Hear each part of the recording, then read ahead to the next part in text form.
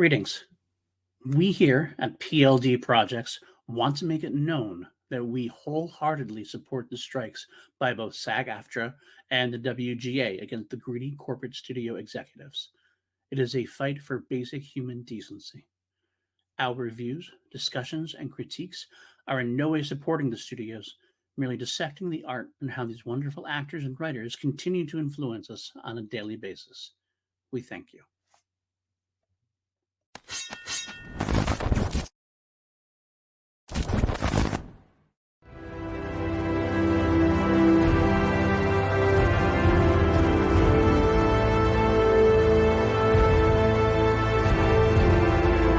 PLD Projects presents Holy Snokes, a Star Wars podcast featuring PLD and Matty Gunner. May the Force be with you, always.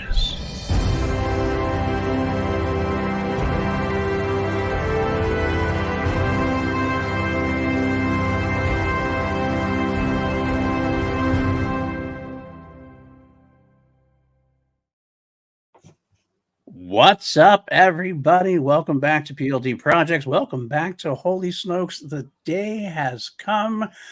A long time we've waited for this. The Ahsoka premiere is over, and now we get to talk all about it. We've been waiting a long time for this one. A long time for this one, even more than a lot of other ones. I know this is my most anticipated show for a while. I believe it will be yours. But we'll get to that in a second. I am, of course, PLD of PLD Projects. If this is your first time here, hit that like, hit that subscribe. Let us know what you think. Where is it when it's down here? Is it like it's right about here or there? I think maybe down there. Maybe it's right there. Wherever down there. Yeah, you'll see. Hit that button. Just look. It's SUBSCRIBE. You got it. And the thumbs up one as well. Give us one of those. That's right. Give us one of those as well. I'm here, as always, with my co-pilot, the hairy one himself, Mr. Matty Gunner. How are you doing, my friend? I'm doing good, man. It was a long day. I'm not a fan. I'm just going to come out and say it. I'm not a fan of this new time. I didn't think you would be. I don't like it. I don't like change. I'm okay with some change. I'm not cool with this one. This was not cool. I'm definitely not doing it again next week. I will be waking up at my normal. Like, I actually had to have a reason to go to work on time. Oh, okay. Like, normally I can get away with it. Right. Because they're like, we know why. But still spin your yarn. What time is it over there? Like when what time is it on now? 2 o'clock in the morning. So it's on at 2 o'clock in the morning for you now. Okay. So it was basically what it was for me just a little bit ago. For me, it was 3 a.m. But of course, I am different than most people having to work overnight. I'm always up during the night anyway. So it worked fine for me where it was too. It is celebrated now across the U.S., though, as a prime time show now back in development. Everybody can talk about it. But there are a few of us who prefer the old time. But you know what? It's okay. It's okay. I will say the one good thing about it for me is I get to watch it with the wife and kid now. But before I kind of had to watch it, make sure I was ready for the show, and then watch it again with them later on. So I was able to watch that, and that was nice. Getting to watch that with my son. So so that's cool. But you know, it's okay. So some people might not like it, some people like it, but it is what it is. I'm not a fan. I don't care what it's on. You're not. I'm not a fan. Luckily, I had been to a concert the night before. I was kind of aching, kind of tired, but then I remembered that Dano, shout out to Dano Flores, who's part of Mosh Isley, the Maker Network. He does live streams every week, whether a show is on or not, like an hour before. And they'll like watch an episode of Rebels or watch an episode of Clone Wars and then like talk and discuss. Right. So he changed his time for his live streams to be an hour before the show. So I was like, I'm awake. I'll watch the live stream. Hopefully a bit of conversation and like liveliness will perk me up a bit. It didn't. I fell straight asleep. I woke up about 4 a.m. and I was like, oh crap. Right. I missed the premiere. But then I was like, wait a minute. I didn't miss the premiere because it's on a streaming service. Right. It's not like back in the day when, you know, I was a kid and you were however old you were. Thank you. 900 years old. 900 years old you reached. Look as good you will not, let me tell you. I don't know, dude. I'm 32 and I look pretty damn young. So That's true. That's true. Very true. I very You may might. well do. No, you're right. That's what's cool about that. You don't have to watch. I mean, it's always there. It's always going to be there no matter what. I'm sure this week was actually specifically difficult because there's 2 episodes and and there are considerably length episodes as well. So what is good to sneak in a quick 30-minute viewing? You got to sit down and commit the whole basically 90 minutes or so, give or take. Yeah, and it may not always be there, but we know one thing that will now always be there. Yes, nice segue. We do a lot of news on this site, on this site, on this channel, on this show. We try to cover our Star Wars news before getting into our main topic of the day. This is a great segue for Matty here. We always, of course, have a main topic this week and the next 7 weeks. Pretty easy, or next 6 weeks rather, are going to be a lot easier to pick a topic. It's going to be the Ahsoka episodes, the Ahsoka review of that episode. We don't have a lot of news to talk about this week specifically because I want to get right into. We have 2 episodes to cover today, so not a lot of time to delve into some of our deep dive news breaks. There wasn't a lot anyway, but there's one piece of news I did want to talk about briefly. Something I'm excited about. Something I know a lot of my friends are very, very excited about. We got the announcement that alongside a couple of the Marvel shows, I believe it was WandaVision and Loki, The Mandalorian seasons 1 and 2 are coming to physical media with the Blu-ray release on December 12th. And that is big news. It's big news because I have never been one that's like needing the physical media. It's not like I don't get much in the way of physical media. I understand why people do because they can like with Willow. Willow happened on Disney Plus. Gone from the streamer, and we have no record of it. Nobody can watch it. Nothing you can do about it. At least when you have the physical media, no one can take that away from you. Which is always the warfare that's going on with people. I know PJ from the channel, Will Bibiani, all these other people are saying physical media is the way to go, and I understand their not zealotness, but their commitment to that cause. If I had more room and everything else, I'd probably try to do the same thing. I mean, you still can. I mean, I'm a proponent of physical media in that I have a massive hard drive. Right. Oh, there's that way too. That's true. That's physical. That is very true. That's very true as well. And it saves a lot of space, guys. Just having everything on a giant hard drive saves a lot of space. But regardless, Star Wars has always been one that's been big physical, and I've always collected Star Wars physical media. So it was always kind of weird not to have. We're actually starting to get these shows that didn't have physical media releases from the beginning, and it's just kind of been that vacant slot. And it's been a kind of a big talk for a while, but Disney, I don't think they finally realized that. Maybe some people are saying maybe it's a strike. They're trying to like find alternate sources of revenue. Alternate sources of revenue. Yeah, could be. Absolutely could be. But either way, whatever it is, maybe that's the silver lining. That's the silver lining. And I don't want to say because there's nothing good about the strike, honestly, except for hopefully getting the results that we deserve, or that they deserve, I should say. But we do have the physical media incoming for Mandalorian season 1 and 2. Now, that's not everything. We could still use Clone Wars season 7. We could still use Obi-Wan Kenobi. We could still use Book of Boba Fett, Mando season 3. But at least it's a start. And more importantly, we are getting some never before seen features on it, which is what I'm excited about. I'm assuming that means we're hoping we're going to get the gallery also should be on those. You would think it would be. But in addition to that, never before seen features, I'm not sure what they will be, but that'd be a lot of fun anyway. I'm excited about that. I do love my Star Wars media. That's the one I do collect Star Wars media still. I love seeing the behind the scenes stuff there. They usually are classy behind the scenes stuff with a lot of stuff going on in the background there. So what are your thoughts on that? Are you gonna purchase these, or are you gonna stick with your hard drive? I am not, because I am a completionist. I have only just bought the John Wick franchise on Blu-ray because now it is seemingly over. I don't own the Mission Impossible. I used to own like all the Mission Impossible movies like on their own, but I got rid of them. 1, to save space. 2, I needed the money at the time because I used to nowhere near the size of the collection that PJ has, but I used to have a fair amount, and I was like, okay, I need a little bit of extra scratch. Let me sell. See what I can do. Most of these I don't watch anyway, so I'm just gonna sell them off. I can find them online somewhere. Let's face it. And I was just like, okay, if I'm gonna buy physical media, if I'm going to buy a Blu-ray, if I'm going to buy DVD or whatever, I want it to look cool, and I want it to be the full package. Right. Now, with the example of John Wick, we got 1, 2, 3, and 4 like all together. Right. So I got that because I was like, okay, yeah. That's seeming. I know they say they're working on 5, but it's seemingly over.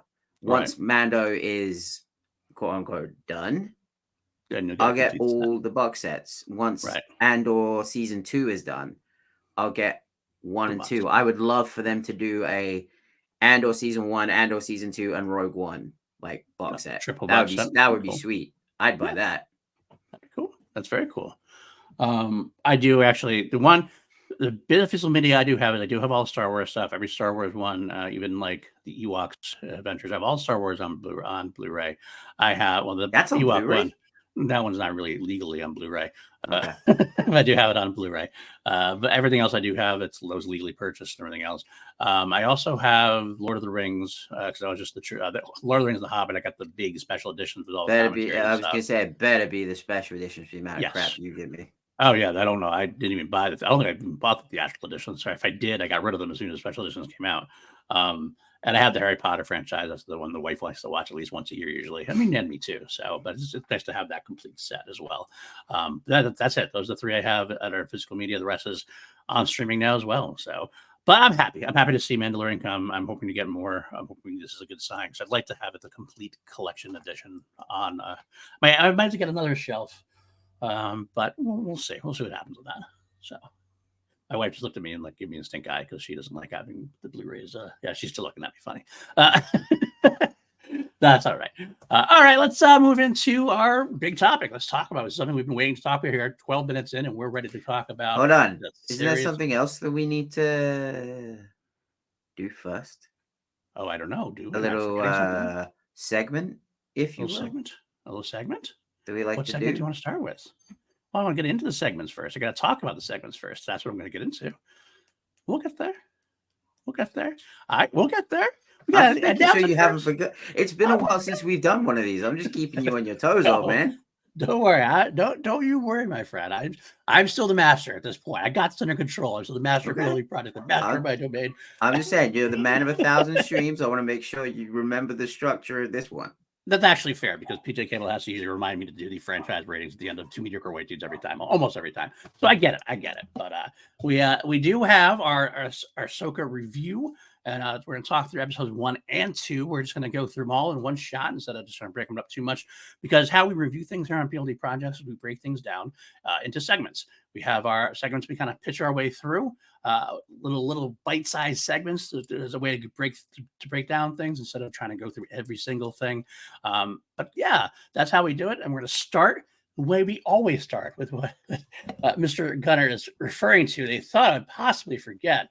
The first segment we ever have on Holy Snokes is, of course, Hondo Watch 2023 at this point. Who wants to see Hondo? Talk to me! Now, what this is quite simple. Did Hondo Ohnaka make an appearance? In this case, Ahsoka 1, episode 1, or episode 2? Did he or not?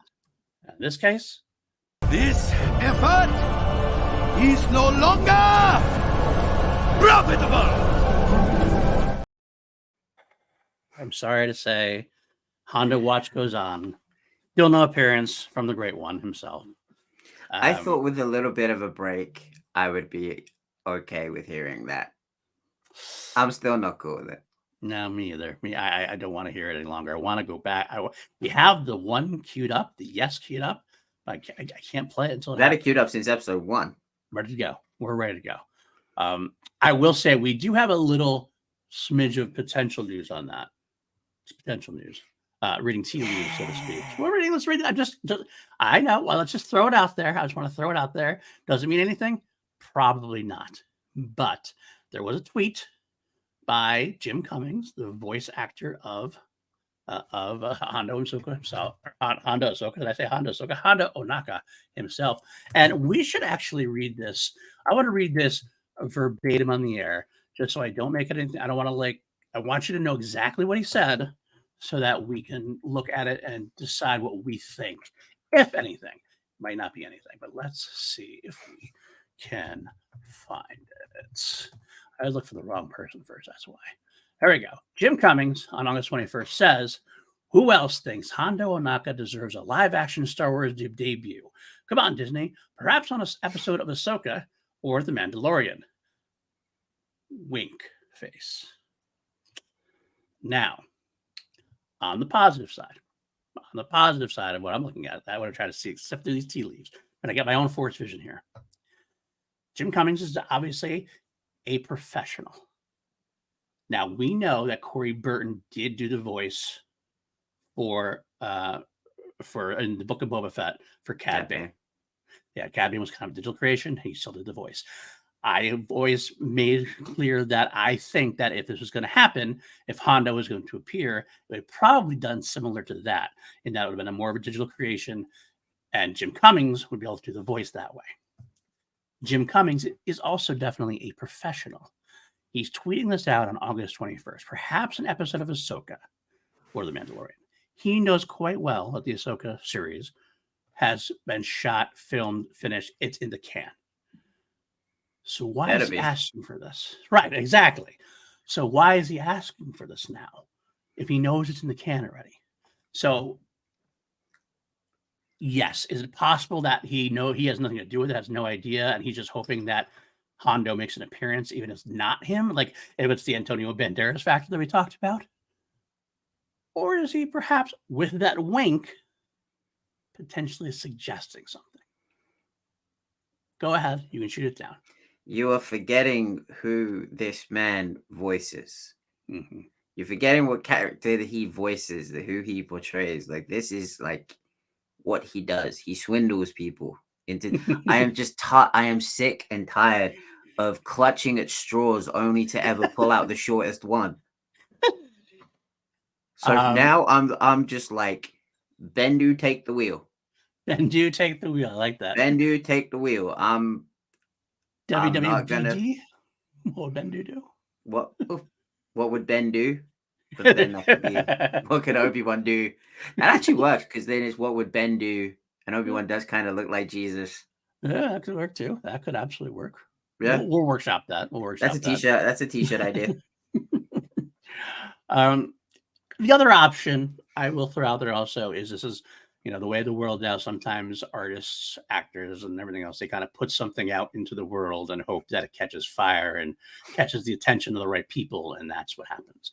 So is it going to happen? Is it happening? Is he going to appear? Does this mean he's going to appear in Ahsoka? I probably not. I'm going to err on the side that's probably 75, 85% not going to happen. I did think it was interesting enough to bring up. Especially in shape or form.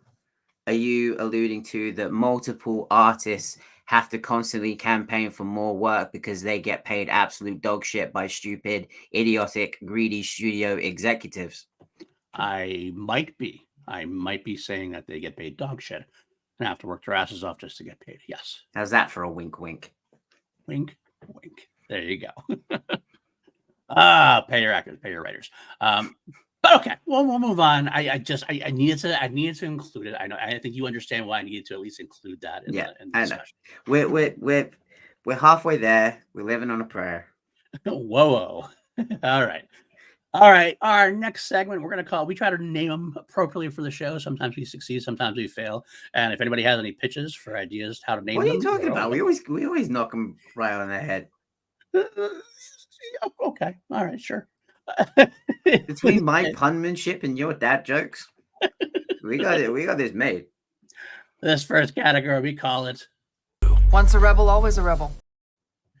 This is where we're going to break down the show and kind of sum up what happened, give us the brief overview. Of course, it's going to be a little longer than usual today because we are going to go through both episodes, just to get those kind of big points out there. Then we'll go through the rest of our subjects, and then we will kind of come wrap back around and have any last thoughts on specific things going on.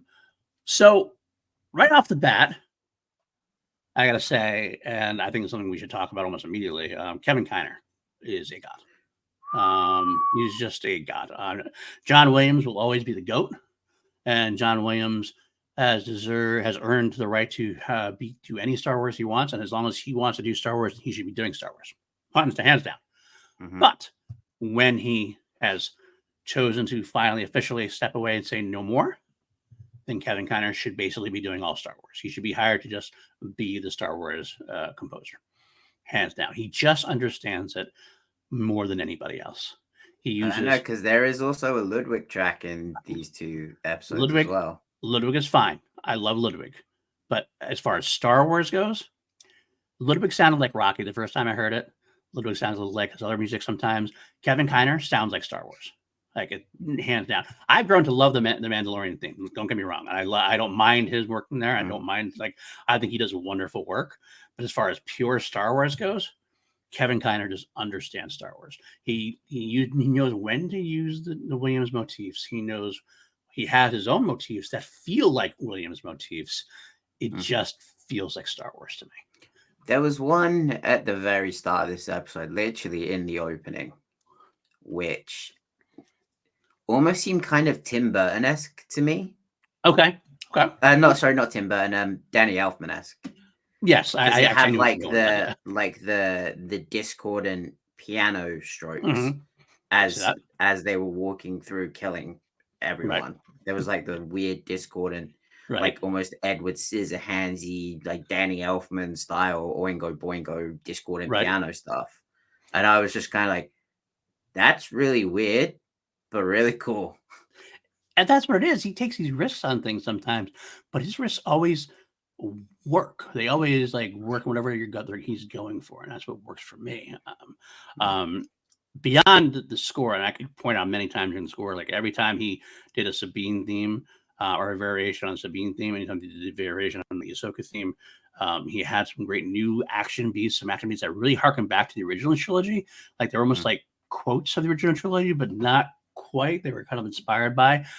It was great. It's probably my favorite score so far definitely my favorite score of the live action stuff. And I feel this might be my favorite Disney Plus score so far, potentially. It's only 1-2 episodes, so we have a long way to go. And he did do a hell of a job on Rebels and things like that. So we'll see how it goes. But so far, he's still hitting it out of the park. Hey, man, his kids, I should say, actually. His kids do some additional music as well. Before we go the more like rock, like kind of punk track. Yes. That was Ludwig. Was that Ludwig? That was Ludwig. The one with Bean? Yeah, the one where she's riding on the speeder bike. Okay. And she's got like it in her ears and you can kind of like hear it. And I believe it was like, I want to say like a Swedish like noise punk band vocalist. She did I can't remember the name of the lady that sang it, but yeah, that was a Ludwig number. So I feel like kind of should, because I like that they're putting more let's say normal like music we would hear, more like music within Star Wars. I like that we're getting more of that. I feel like that should be like Ludwig's pocket, like Kevin kind of do the scores, and then when you want to go to like the music within Star Wars, right, and you pick up the phone and call Ludwig. I'm okay with that. I mean, I personally would argue that I haven't minded it yet, but I would want to keep that music thing to a limit, to a minimum. I feel like you can start overdoing it because Star Wars feels best at its orchestral level. That's the Star Wars you feel. Can you do things? Yeah, you can do things like that. That happen. It works in it's worked in Rebels before. It's worked in Takodana. That worked a little bit Takodana with the what's that guy's name? God, I can't blanking his name. The Hamilton guy. Lin-Manuel Miranda. Lin-Manuel Miranda, thank you. And he did that little square bit for Takodana. That worked for me too. I like that. But I just don't want him touching a song within Star Wars because it would just be the worst rap that you could. Well, he already did. He's the one who did Takodana. Oh God, that was him, wasn't it? Yeah, it was. Oh God. So I would like to. So I mean, I understand it, but I prefer to keep it to a minimum. But that's all right. I want to get back to that Sabine entrance, but we will get there. We'll get there. I have a couple of things to say about that. But we also, the first thing we should talk about real quick before I go anything past the score, that was the first thing. We get a crawl. We get a crawl back, which kind of surprised me. A crawl back. Crawl back. Crawl. That's right. Crawl back to a crawl. I like that. Actually, I like that word. That's Is that good. not what you were intending? I was not intending that. That's right. We got the crawl back. We actually I got to crawl. thought that was just you with the terrible dad joke. That was actually pretty great. I should have actually taken credit for that. A crawl back to a crawl. I Edit was point. surprised. Edit point. You meant to say that. Yes, I meant to say that. Absolutely, I meant to say that. I think that a surprise is usually for the films, and that's what kind of Kathleen Kennedy alluded to. That was going to be a film thing. It wasn't quite the normal crawl. It wasn't like we got the Star Wars crawl where they're going up the same, like in the same red. font. It was red. It was different fonts a little bit, but I did like it. That I really did appreciate. It looked like it had been done on Windows Movie Maker. Like they had just opened up the old Windows Movie Maker 98, put the video on top of it, and used just like a Comic Sans font to make it look like the old school crawls. Right? That could be. I thought that was a really nice touch because they also did that for the last 2 episodes of Clone Wars season 7. Right. Yeah. Yes, they did do that. But yeah, I mean, I was happy to see it. Were you happy to see it as well? I mean, is it something you'd like to see? Yeah, I thought it was great, and I think it also did a really nice job of setting the tone, setting the scene for what's happening. I know there's a lot of talk at the minute about should we have seen Rebels, should we have seen Clone Wars. I personally don't think you have, because first people say, "Oh, we want the crawls to come back," but then you don't actually read the crawl because like it's all there in black and red. Yeah. Black like, and red. This is what's happening. I will say that is definitely one of the biggest things we had. Obviously, we had the going into the show, there was that worry that casual fans who had not watched Rebels been able to follow. And there was some reviews afterwards that said that they really think they couldn't follow it as well. And I think I disagree. I think you should have been able to follow it, although I think the difference is you don't quite get the same emotional weight that is there for some of the characters. You haven't hung out with these characters like for 4 years, 5 years, like in Ahsoka for even longer for some of them. But I think it does do a good enough job that you should be able to watch it and without having seen Rebels and be able to at least keep up. You might have some questions, but I mean that's normal at this point. They'll get there. It's Star Wars. I mean, go back to our episode when we talked about when we had the Chris Nolan talking with George Lucas. Like George's intention was to go through this and you not have any idea what's going on, but just being like, okay, cool, yeah, I follow that. Yeah, that was George's vision, and Dave's just carrying that on. And I also think there was a point that Dan Mel made, and it was a very good point, of like people like us are going into this with that knowledge. So of course we're going to say that. But I also think that with all the marketing and stuff that's gone through, there's this kind of, you got the flip side of the coin of people going into it like, oh, I don't know if I'm gonna get it. I haven't seen Rebels. I haven't seen Clone Wars. Oh, this is probably not gonna land. Like they're going in also with that preconceived notion, just the opposite one that we are. Right. So I feel like that it's like a double-edged sword. Like we're going into it like, I don't think you would, but because we know, but they're going into it a bit more skeptic and worried because they don't know. And that's putting them off right from the jump. But I would say, to quote Qui-Gon, focus your attention here and now where it belongs. We are 2 episodes in to an 8-episode season. Right. Let it play out. Absolutely. Yeah, I think that's definitely something that I thought was pretty solid pretty early. And I think the crawls definitely did help that. So we break down from the crawl. Obviously, the first thing we come is a nice little. I found a lot of different mirrors of previous Star Wars events, as only Dave Filoni can really do. He tends to kind of try to do that, like Lucas did, ape certain things.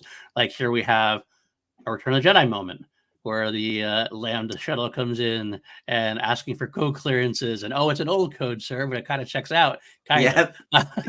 Even like entering with the ship, but instead of going from underneath, he's going from on top. He's going from over. A little bit on top, a little more mirror wise. So that was kind of a nice thing to do. They go out, they have this conversation. We got this Captain Hale, who is obviously not falling for this Jedi nonsense at this point. And this way, there's a mirror of a new hope. Talking about identification, but like Obi-Wan says, there's no need for identification. No, that's not what Baylan does. Baylan's like, yeah, okay, you're gonna crush on me, you're gonna die now. Can I just say, like, his mannerisms really reminded me of Qui-Gon. like the way Balin. he spoke. Okay. Balin, like the Yeah. way he spoke and the way like he had his hood up, and just like the cadence that he spoke really really reminded me of Qui-Gon, and it I can made me see that. think of that, like the start of, because like a lot of people were saying start of New Hope, start of Right. like Return of the Jedi. I got start of Phantom Menace when they board the Trade Federation ship. Yeah, I can see that. I can see that as Like well. they're trying to convince the party that they've just boarded, that we're here in peace. We just here want to hear the prisoner. But Right. up in the control room, they're like, no, that they're Jedi. Right. But this is the now there are two of them. But this is the other way around. Now you have the hubris, and I love seeing this, the hubris of the New Republic.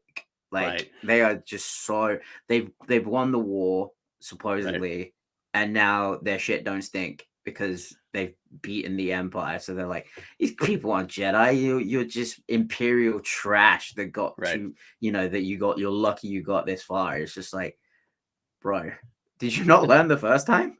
Yeah, no, you're absolutely right. I mean, they kind of touched base on this a little bit during Mandalorian, a little the New Republic and kind of how they were doing. But this has definitely hit home a little bit further that the New Republic is just not ready to govern the galaxy. They kind of like they're still rebels. Like once a rebel, always a rebel is because they're still rebels. They're not ready to take over the infrastructure. Like for example, later on, and we'll get more in depth later on when we get to it, when they go to Corellia and they see the structure, like, well, sure, the Imperial star bases have been taken over, but they couldn't like just replace everybody because they didn't have enough. Like the people got to stick around. The same people are there. Yeah. Still the same people all over the place. But I mean, it makes some sense that a lot of people are just living their day-to-day lives. So they don't really care who's in charge at that point. They're getting paid. They're good to go. But it make sense that the Republic is a little bit arrogant at this point. They think their shit don't stink, and they think it's over. But it's not over, as we learned. I want to point out right away, because obviously we had the cool sequence with Balin and Shin cutting through the New Republic guards like they're butter. They take out everything. It's a wonderful sequence, great score, great battle, great fun. Obviously, again, mirroring getting the Vader. They love their hallway scenes. There's Vader, there's Luke, and now Balin doing the same type of thing. But it's a good way to showcase how powerful they are. Balin, though, I don't remember, this is overall about Balin now throughout both episodes. What I love about Balin so far, and rest in peace, Ray Stevenson. What a powerful performance I've already seen from him, and I can't wait to see the rest of his arc. Is he's playing a very different villain than we're used to, because he's not even super much a villain per se. It seems like he is like more of a mercenary, as we find out, paid by Morgan Elsbeth. I believe that's the answer to the red-orange lightsaber thing, when Dave Filoni said that they are more orange-red lightsabers, not pure red lightsabers, because they're not Sith. They're not Sith. They're just Jedi, or at least Balin was a Jedi, who left the Order and now isn't a good guy, but he'll do things for money, and he'll do things. He's definitely more of a selfish person, but he's not a very passionate individual. Like we're used to these Darth Maul types who are like fierce wild beasts. We're used to like Count Dooku, who's like very passionate about like just being in control, being in power, and intimidating through like demeaning and stuff. Balin just kind of does what he does. Like this whole episode, he doesn't really get amped up at all. He's just like, this is the way things are. Which is a really interesting thing, because he is such a big, imposing guy. Right, he's ripped in this. When he starts, he opens up he takes off his hood. You're like, God, this guy's just a big monster. But and it makes you think of Vader, because like he has that like big, imposing figure, but like, yeah, Vader walked through everyone, cutting them down, but he was never like aggressive with it. He was just like, yeah, whatever, cool. And this one, Balin's even like more refined. Like Vader was like swinging his blade around, but Balin was just like, cool, yeah, like almost like he couldn't be bothered with them. He was just like, okay, yeah, I'm just gonna hold it here because you're gonna miss me. And it was just like weird how like scary how calm he was. Yeah. He was a villain also that just he has his own code, it seems, and he respects his enemies.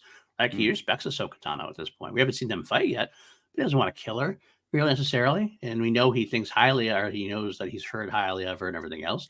He's very much just a kind of like, okay, I think you're fine by me, but you are also in my way, and you are preventing me from achieving my objectives. So unfortunately, you have to go. It's just a very different kind of feel. I'm kind of here for it, to be honest. I'm kind of here for it. I think it's going to align with Thrawn greatly in a way, because Thrawn is kind of similar to that to a degree. He has his own little code of things. He doesn't believe life is to be wasted, and he doesn't care if you're good or bad. If you're in the way, you're in the way. That's basically his rule. Yeah. If you're not in the way, then he'll probably leave you alone. That's what he does. So Balin's a very cool villain. And I will also say Shin Hati, as it were, is also a phenomenal villain. She is the beast that we usually have, that kind of Darth Maul, fiery, passionate, but yet not histrionic. She just does what she's told from her master. Not evil. Doesn't seem to be evil, just more like lean towards that, like, well, what are we getting out of this? All right, you want me to go through this? I will go through this and be very precise and be very crystal. Like, we're just going to take things over. Okay, you want to take She the bridge? gives me the vibe that Balin's kind of got her on a leash. Yeah, because he knows if he lets her off it'll be way worse. Like what she's doing is bad, but if he wasn't there to control her, it would probably be way worse. Yeah, no, I agree. If she was on her own, it should be a little bit more Asajj Ventress like, a little bit more out there like that. But she has a great respect for Balin and is trying to not be Balin, but be the kind of apprentice that Balin wants to follow the rules. She has her own like questions on things, but she never questions him per se. She's always like, okay, all right, I'll do what you want me to do. Let's do it. But they're great villains. I love them so far. Okay, they free Morgan Elsbeth, who we come to find out pretty quickly in this episode that the whole thing is confirmed. She's at least her ancestors are a descendant of a Night Sister of Dathomir. That your look at the green magic was absolutely 100% correct. Not surprising though, it was obviously very well thought about and debated and predicted potentially. There's a heavy magic vibe, like theme to the show, and I'll get more about it later on when we talk about lore and stuff. But her being a Night Sister is like, now we can really open this stuff up. Both episodes kind of started leaning towards that mystic side of Star Wars, which that Dave does very well, where he kind of straddles that line between realism and surrealism, super realism, I should say, mystical side, beyond just Jedi as well. Which George kind of wanted to explore. That's why he created the Night Sisters from Dathomir in the first place. These different views on things, different ways to tap into the Force potentially. So yeah, they get together. That's the first thing they get her, and we break down. Next thing we see is Ahsoka herself onto some kind of sandy planet. Goes through what seems like a very Jedi Survivor kind of level. Yeah.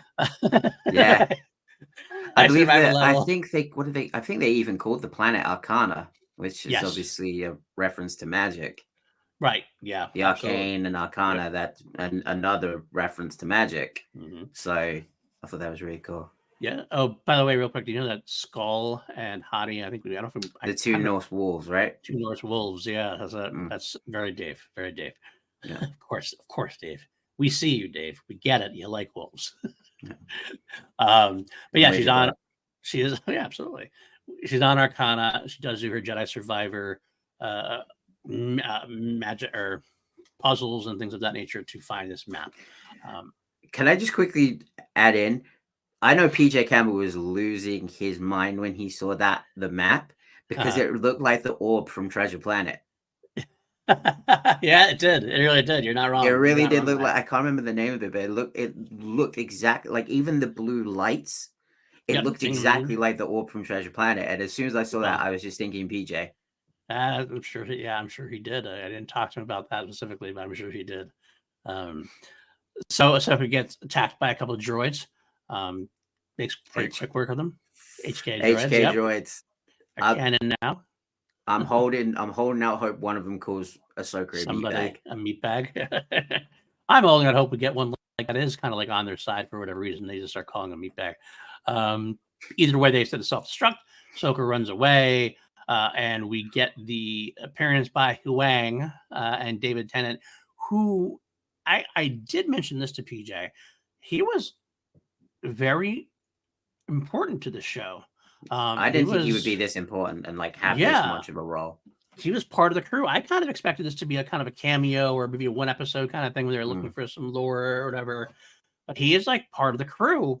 And not only that, he was actually instrumental to the real storyline, the behind the scenes storyline of behind the action, I should say, storyline of the relationship between Sabine and Ahsoka, which is apparently going to be a definitive underlying, the show. So he has got a very, very important role to play. And I'm happy for it because David Tennant kills it in the times he's on screen. I mean, he's not on screen, but his voice is there and everything else. His character does the work. To add to your point, a little bit of evidence to that point that he's going to be, I think he's going to be key to Ahsoka realizing that she is a Jedi. She's, this is the way, is that he says, like, I was just following standard Jedi mission protocol. And she was like, look, the order's dead. And she's like, well, that's still my programming. Yep. I was like, wow. That was like one of those little things I picked up on. I was like, that's going to be important later down the line. Well, he also followed it up with the line. She's like, just don't worry about it. Get my back next time. That is the job of a Jedi Padawan learner, which I am not. Which I am. And like, it almost I thought that was great. The funny thing was, like, that seemed like almost like a throwaway line, but then you realize the whole time he's pushing for Sabine and Ahsoka to get back together just as much as Hera is. So, like, in his own way. So that, like, right there was laying the groundwork of, you need your Padawan back. You need Sabine back. Which is interesting because I love the fact that, like, kind of what George said and what Dave just kind of dropped us in there, even with Rebels fans, we don't have any idea what happened between Ahsoka and Sabine at this point. Like, we're getting the knowledge, obviously, that something went down, like Ahsoka was training her and something happened. Ahsoka walked away. We're getting little tidbits, stuff that I'm sure is going to come out in a little while, whether through flashback or through some kind of exposition dump at some point. But something happened between them, and that's the basis why everything's kind of screwed up. And the other thing we learned was that my mind was not blown completely, but the fact is we get the live action epilogue from Rebels, like the live action version of the animated Rebels epilogue with Sabine when she finally does this at the end of episode 2, which we're going to get there. But I think a lot of us, and maybe I don't know, maybe it was just me and I'm alone on this hill, but I think a lot of us thought that was before the Ahsoka series. I don't know if that was the thing, because the way Ahsoka said it was almost like she's saying it again because it's like a little bit of a deja vu. I don't think so. I really don't think so. Because it felt like she was doing the exact same thing. She even put her finger up on the Ezra mural the same way and everything else. I just kind of feel like this is supposed to be, they just never told us how long after Return of the Jedi, after the battle of it was that this happened. So I think she wasn't wearing the white robe though, which makes me think it was we've been here before. Come on, let's maybe, but that's not how I saw it. I saw it as like they were just. You're right. You're right to see that. It was just the way that Ahsoka said it. I was just kind of like, it was a little bit of a cheeky, nice haircut. Like, here we go again. Yeah, I took that as just the acceptance of, obviously, because they had the whole episode, 2 episodes where they're kind of like not agreeing with each other and not being reverent. And finally, well, we'll get there. We'll get there in a little bit. I'll go through that a bit. But either way, so obviously going back, so Huang became obviously far more important because obviously even Huang was part of that crew because Sabine knows who Huang is and was talking to Huang at that point. So it's really kind of I'm still 75% my original parts, which, right. Absolutely. By the way, we got to put it a little bit. How great is it having Clancy Brown playing Raya Azadi? Oh my God, we're going to get there. We're going to get there. Absolutely. That's like why you thing. I didn't even consider it really. I didn't actually even think Ryder was going to be part of it. I don't know why I didn't think so, but Ryder coming right out, you see him Lothal. How good does Lothal look, by the way? Great. Live action wise, it just like translated so perfectly. And just in general, I mean, the show itself, I will say this, cinematic. It was chef's kiss. Like everything looked like they put the money into it the right way. They did what they were doing right. There was arguments previously about Obi-Wan Kenobi looking a little cheap to a degree at some points, over volumated and everything else. And I didn't think I think they were overdone, but I understood where the argument came from. I understood where the criticism came from to a degree. Doesn't look that way for this at all. I wish I could have seen this on a big screen. This is like movie level cinematic. Like everything looked beautiful and looked real and looked like lived in and looked ready to go. I was really annoyed because they did a fan event over here. I had no idea it was going on. They did it at the BFI IMAX where I saw Mission Impossible, which is the biggest IMAX screen in Europe. Right. And they did the fan event on that. Wow, you could have gone. I was like, I should have gone. Yes, absolutely. I wanted to go, but there was that part of me that was just like, don't do it. Don't do it. Now's not the time. Don't do it. You were wrong. Don't listen to that yourself. Don't listen to that ever again. Don't listen to that part of yourself ever again. Anyway, so back on Lothal, we do get again Clancy Brown. Is a great to see Clancy Brown in action and hearing his voice. Because he does actually absolutely fit the part very well. So it just was a good joy. But not only that, but we get Jai Kell, who was, I forgot he was a part of Rebels. I kind of like, that name sounds familiar. Oh, that's who that guy is. And I was like, oh, so he's now a senator. I take a senator from Lothal, I guess. So interesting side bit. But then we get into our humorous introduction to Sabine. Sabine's supposed to be at the ceremony celebrating the independence and celebrating Ezra Bridger and the Battle of Lothal. And we get Sabine with the Little Big track, which I don't know about. I think almost everyone must have thought this, but it was definitely heavily inspired, maybe not to J.J. Abrams.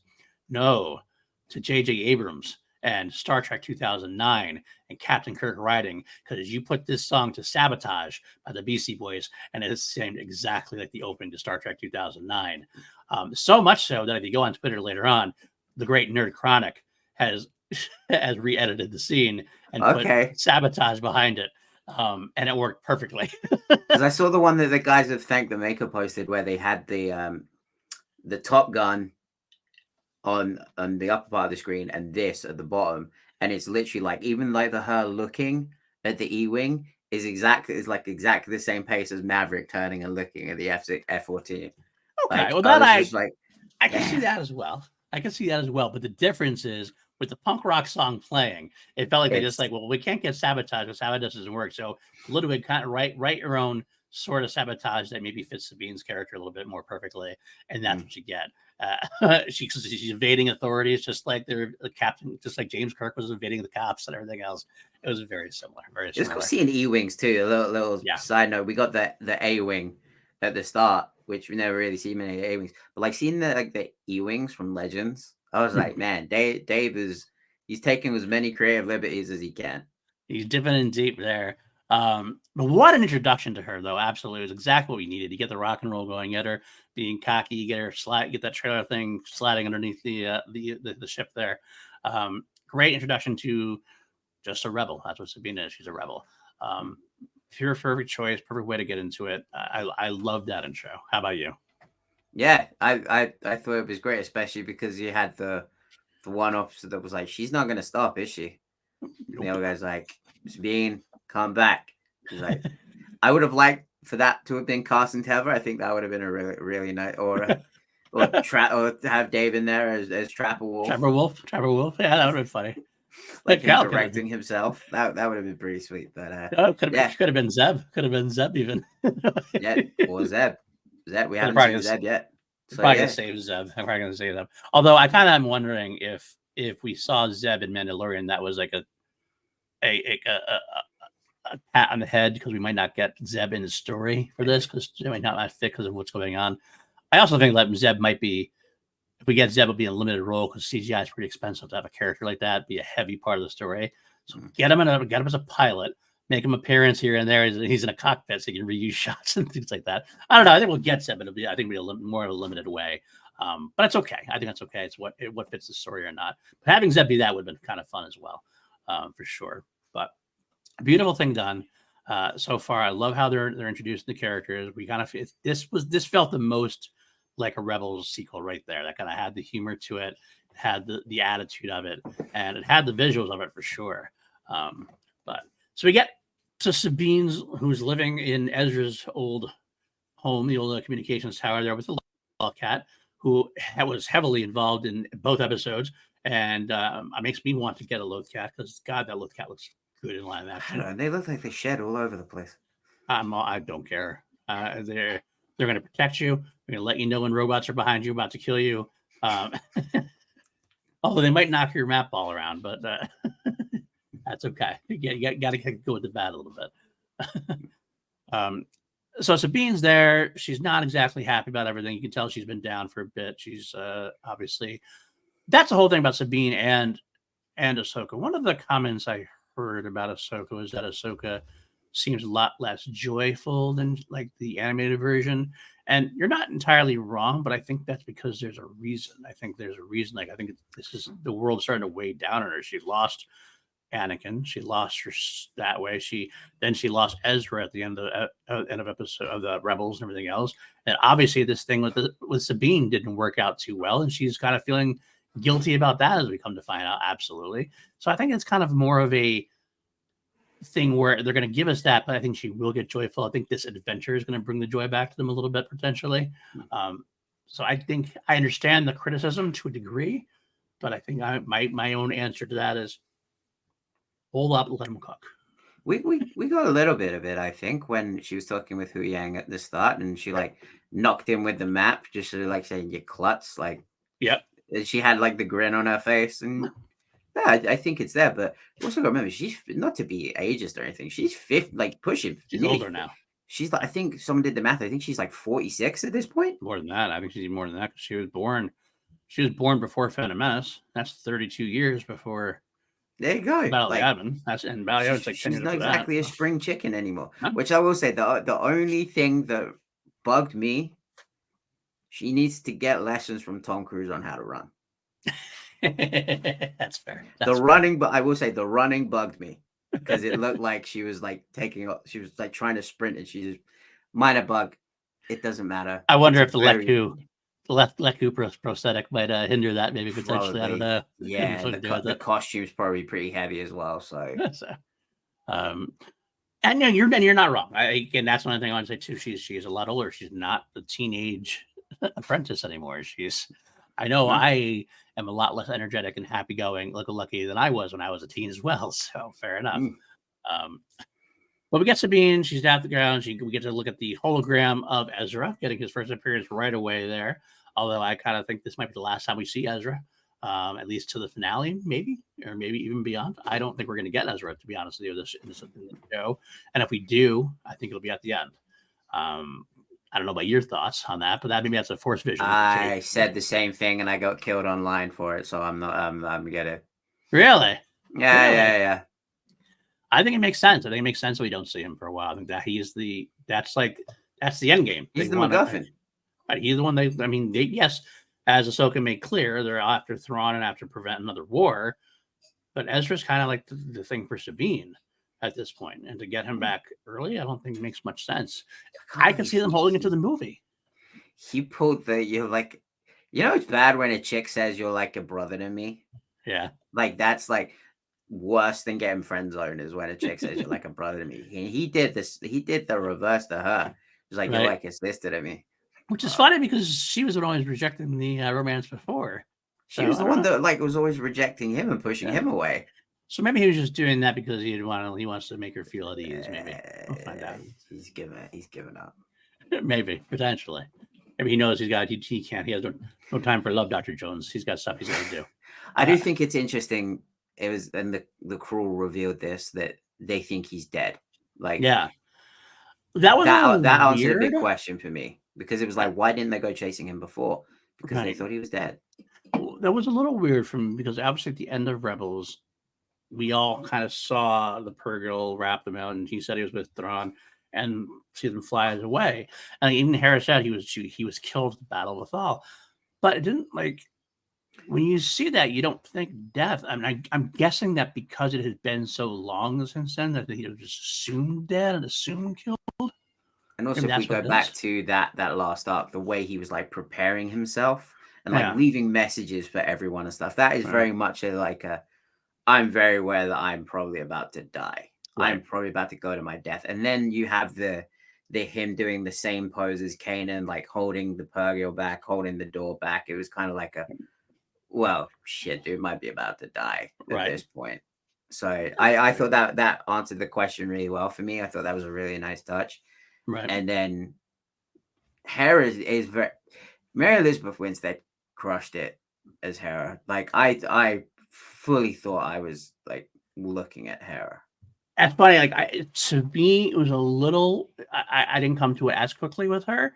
The first episode, a little bit less. It was in the second episode when she took off and was flying with Chopper.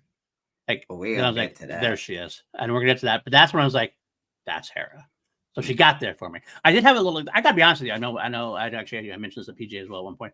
It was a little bit of an adjustment getting used to the live action versions. Like we're so used to the animated versions, trying to like put them together, and not in a bad way. It's not even that they did a bad job. I think they did a great job. It's just different. So you just kind of get like need that time to let your mind kind of like catch up, so to speak. I think by the end of the second episode, I was completely caught up. I think it was more like the motherly what you know as a dad when your two kids are fighting each other, you're not gonna like straight away be like, hey, knock your heads together. You're gonna like put the two of them in a room together and let them try to figure it out. And then if they don't figure it out, then you step in as the parent. 100%. I felt like 100%. that I was kind of like, yeah, she's still the mom. Absolutely, that's what happened there.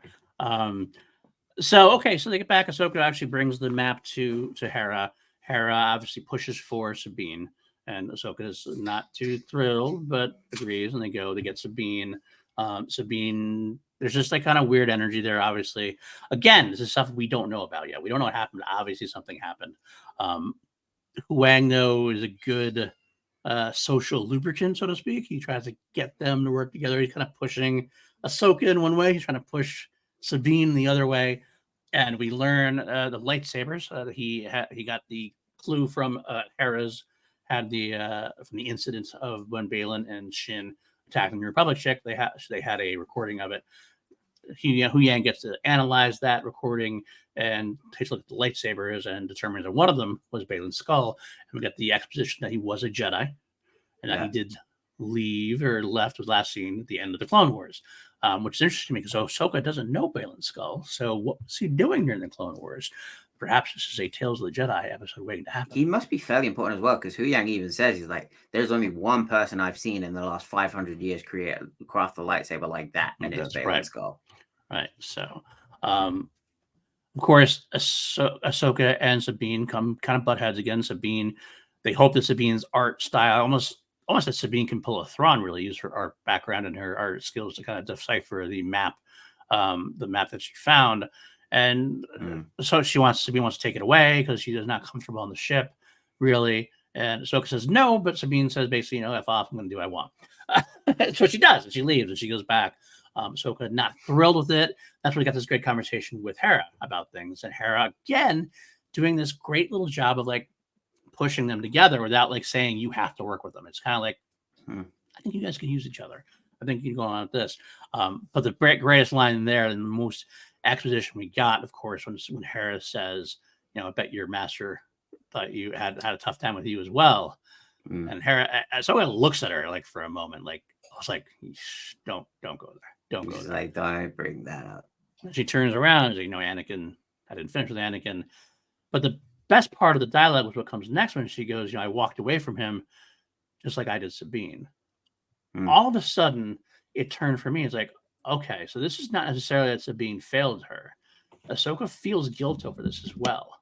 And so it makes a lot more sense that Ahsoka, because she feels the guilt, that makes it where it's harder to come together because they both feel guilt, which makes you feel like they can both return to each other eventually because they both have that desire to do things. They're just stubborn and pig-headed to approach the other one and work the shit out. I mean, there was the great line of, she said, she's a Mandalorian. You knew what you were getting yourself into. Right. And that was also, to me, everyone saying that Rosario's been playing a more stoic Ahsoka. To me, that was also a moment of like, there's Ahsoka. Like the pig-headedness, the stubbornness, like still very kind of immature and childish, like will kick her feet if she doesn't get what she wants. Right. Absolutely. Okay, so the end of the episode, we get back to Sabine's tower there, or Ezra's tower, where Sabine lives, and Sabine does work out the map, and gets attacked by droids and eventually Shin. They do grab the map from her after she unlocked it. They destroy her records. They go back. Sabine grabs Ezra's lightsaber, and we get a lightsaber battle between Sabine and Shin Hati. Before we move on to the battle, I thought that was a very, very great character development point because she didn't grab her Mandalorian weapons. She grabbed the Jedi weapon. And we know identity is a big theme in Star Wars, a very, very big core theme in Star Wars.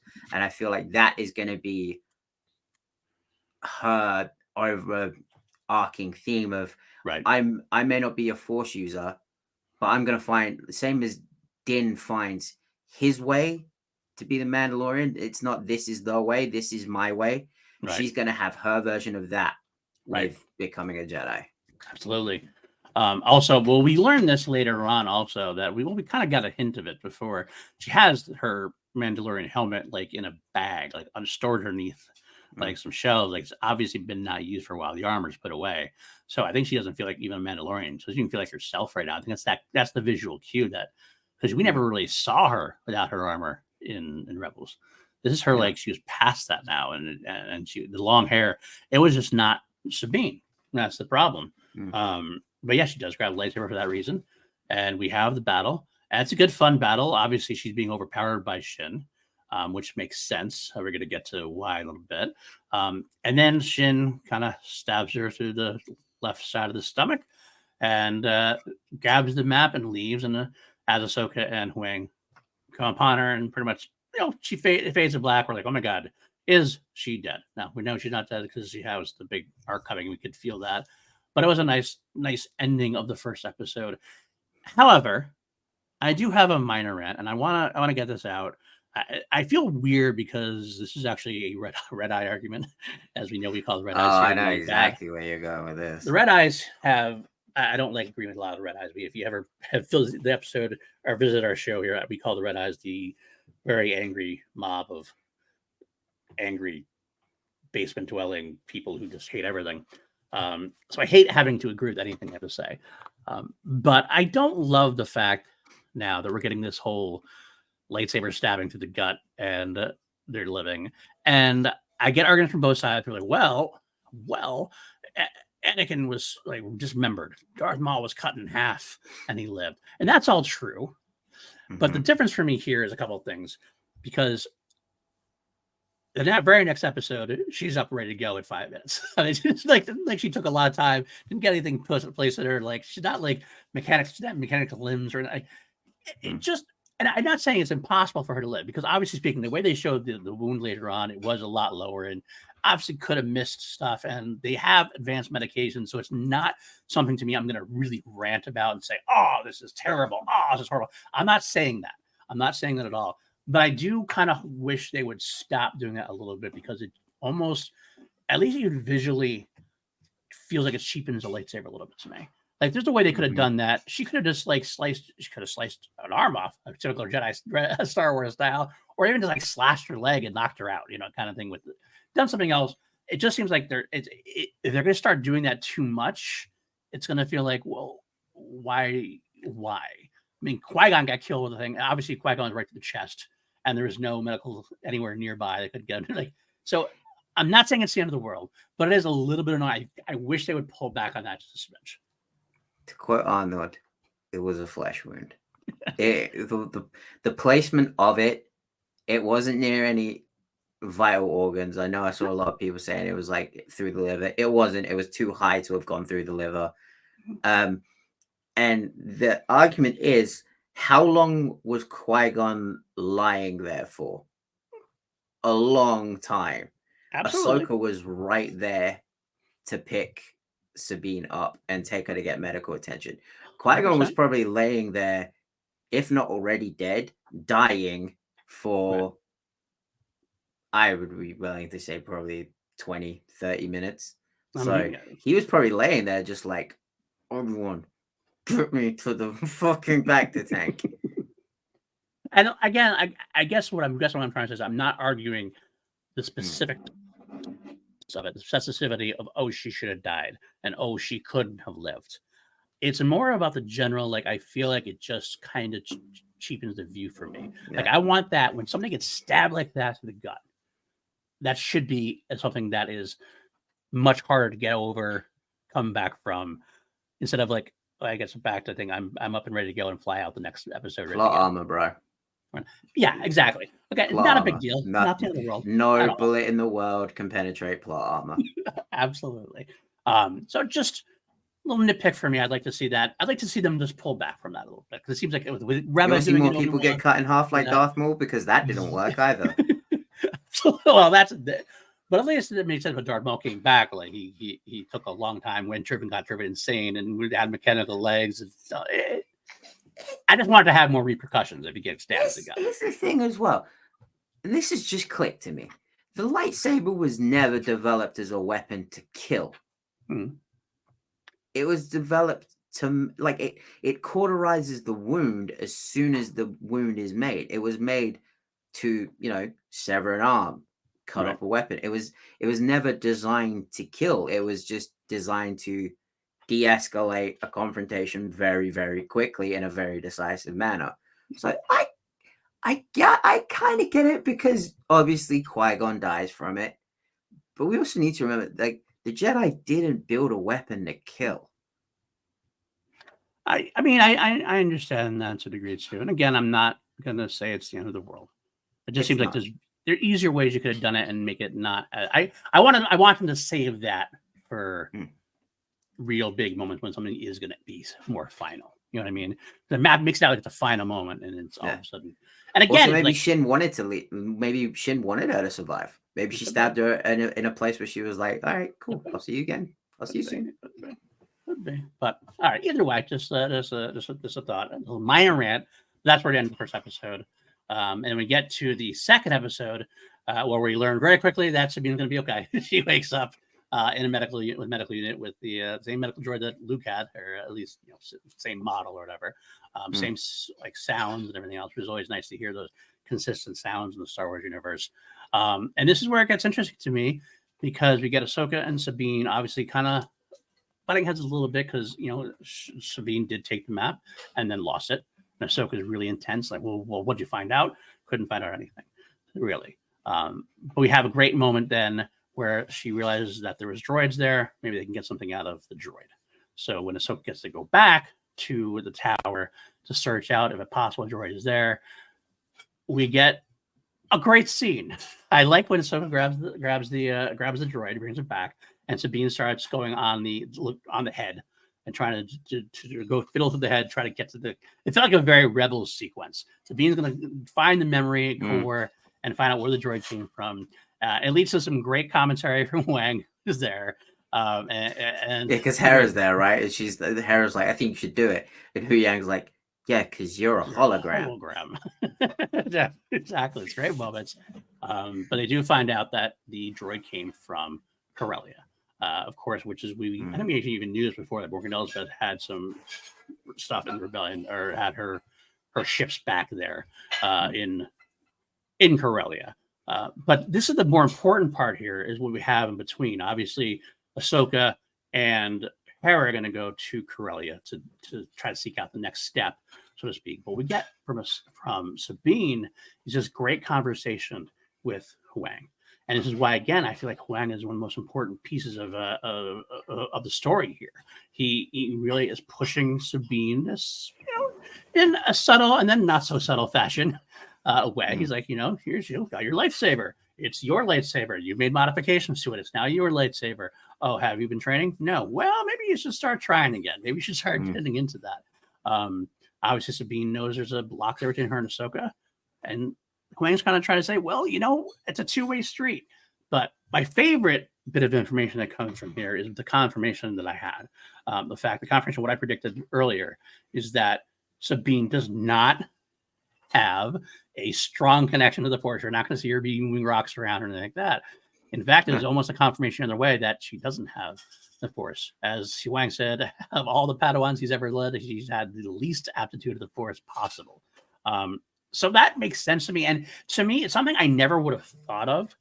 And this is why I love Dave Filoni and his imagination at times. I would never have thought of this idea that we're going to train a Jedi that has no real connection to the Force. But it makes sense in a universe or a galaxy where there are very little Force users. I mean, Luke wouldn't think about that because he wants to train the Jedi, but Ahsoka is trying new things and trying different things out. She's working with Sabine. She obviously traveled with Sabine with some plans with Sabine. It makes sense. You know what? I could pass along these skills to help. I mean, to help along the way, even if she can't touch the Force, there's still life lessons to learn. There's still a lot of the Jedi teachings involve like seeking yourself and meditating and centering yourself and focusing, and all that stuff can be used without actually using the Force to grab a lightsaber or to throw a rock. And the skills, the battle force, the lightsaber forms can still be taught. Sure, is Ahsoka going to whoop your ass in a lightsaber battle? Absolutely, because Ahsoka uses the Force to guide her. But she can maybe learn to defend herself a little bit, maybe hold her own enough. So I love this aspect. I'm also glad for the confirmation. What were your thoughts about that? She's obviously enhanced physically because she's a Mandalorian. That's what they are best at, is the fighting aspect. I think Ahsoka is just trying to get her to hone her skills as a Mandalorian with the ideals of the Jedi. It's the faith versus religion argument. You know, you can have the core. Every religion in the world, more often than not, has the same core values. Whether you're Muslim, Christian, Sikh, whatever, you have the same moral values. It's just everything is a different interpretation.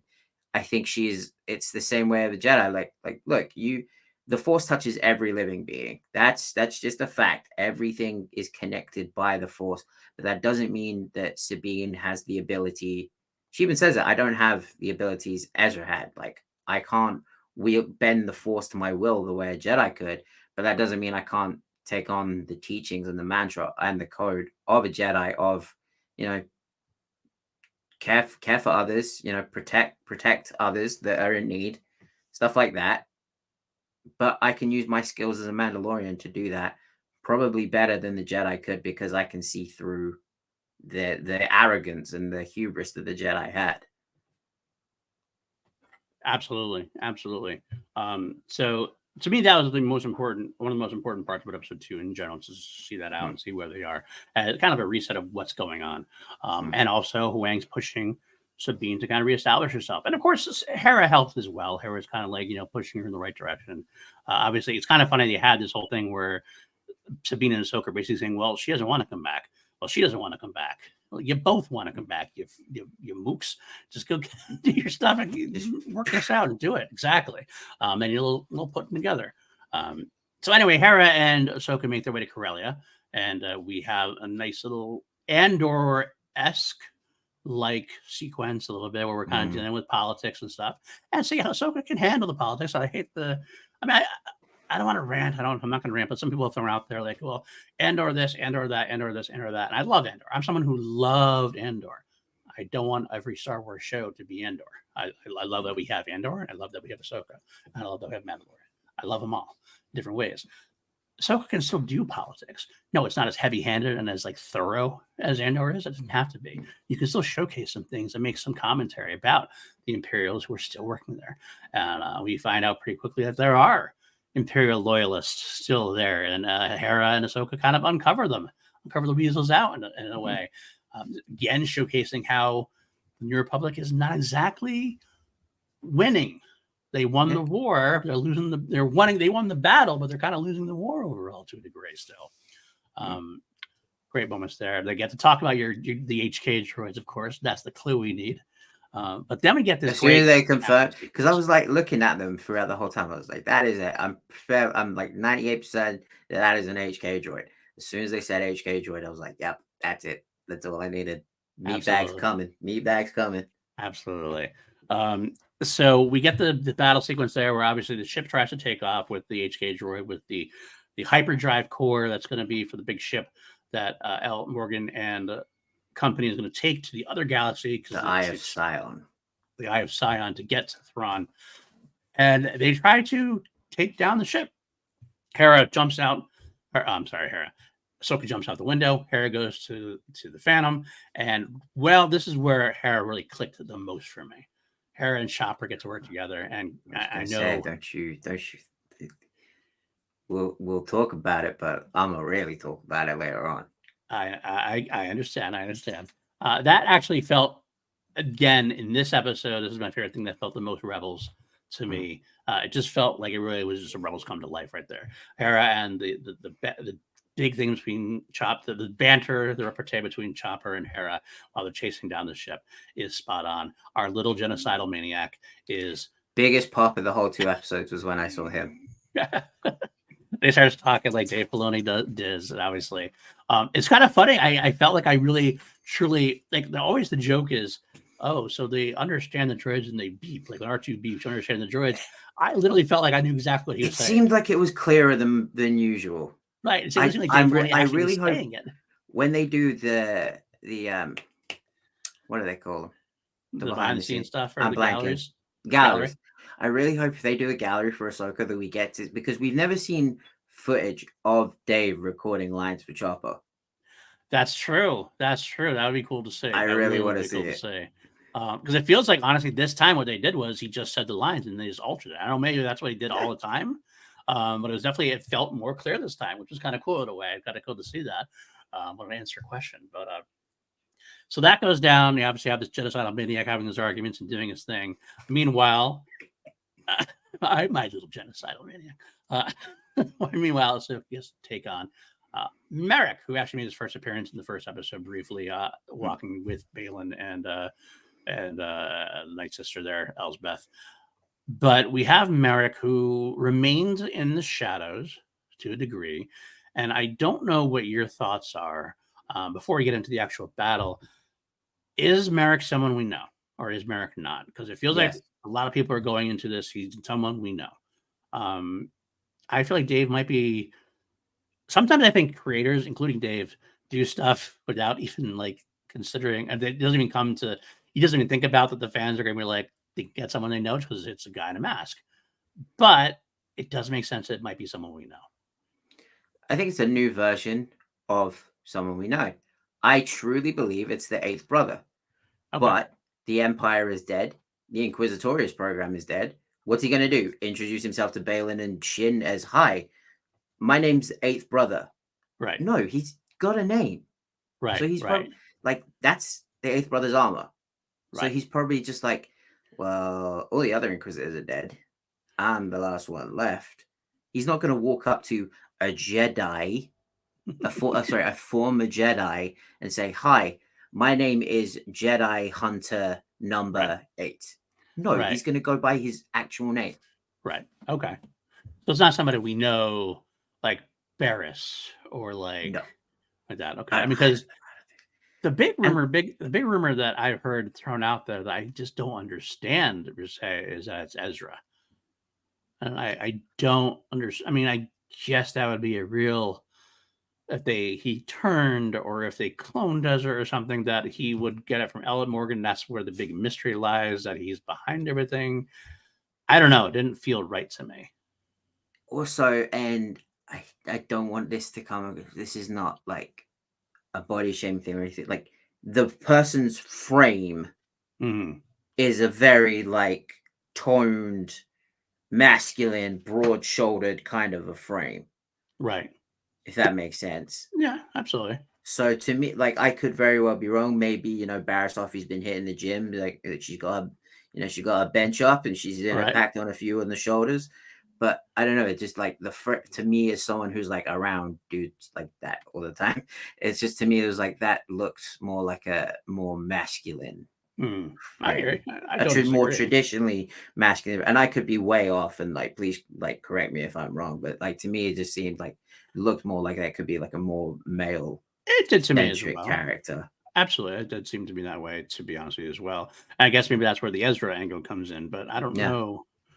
I mean, if it turned out to be Ezra, it would depend on how it's done. I give Dave Filoni a lot of leeway, a lot of credit, because he's done so well. If he tells the story the right way and he makes it work, then he makes it work. I just can't see it working that way. My own personal stuff. What are your thoughts on Ezra potentially being the?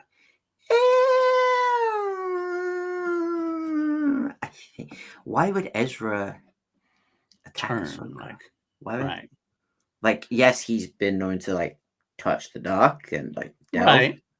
but unless Morgan's got some like weird night sister spell over him, but we've seen him break through that before.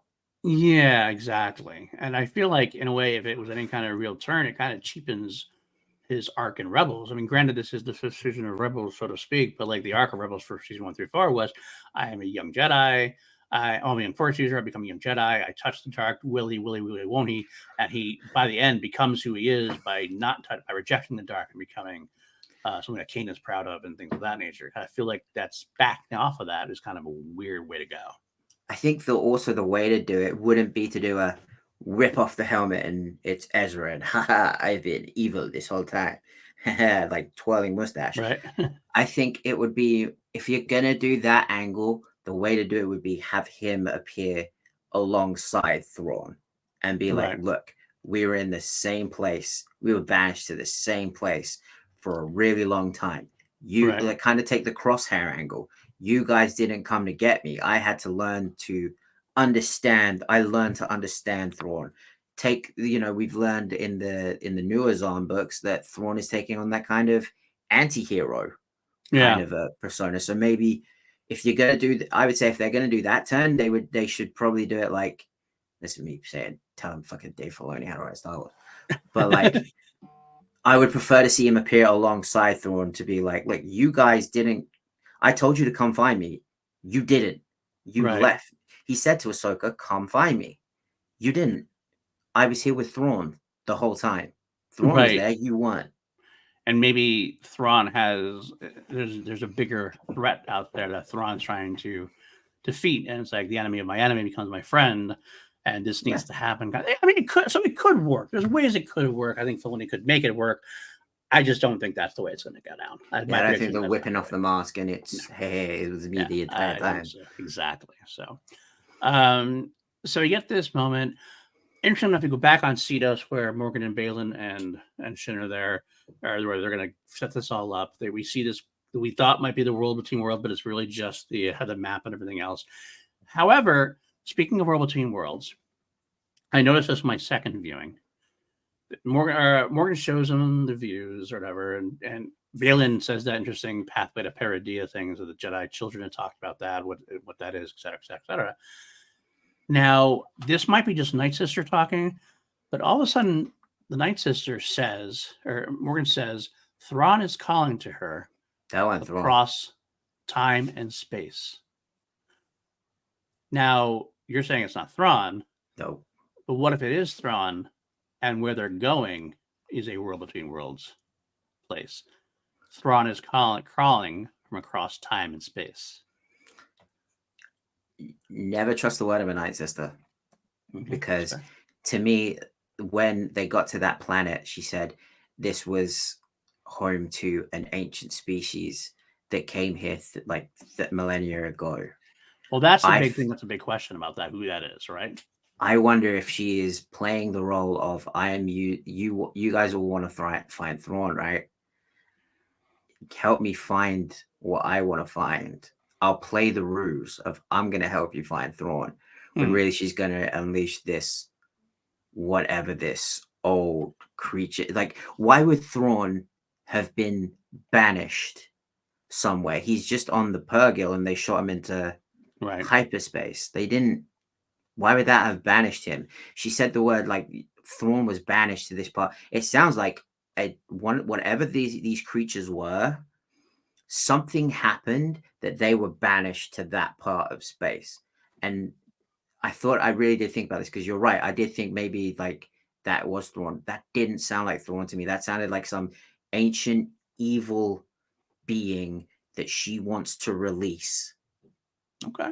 And it was like something happened at like the early Jedi lock some demonic entity away in that part of space, and she's trying to release it, and she's using Balin and Shin because she knows how powerful they are to further her own goal under the guise of, you guys want to find Thrawn?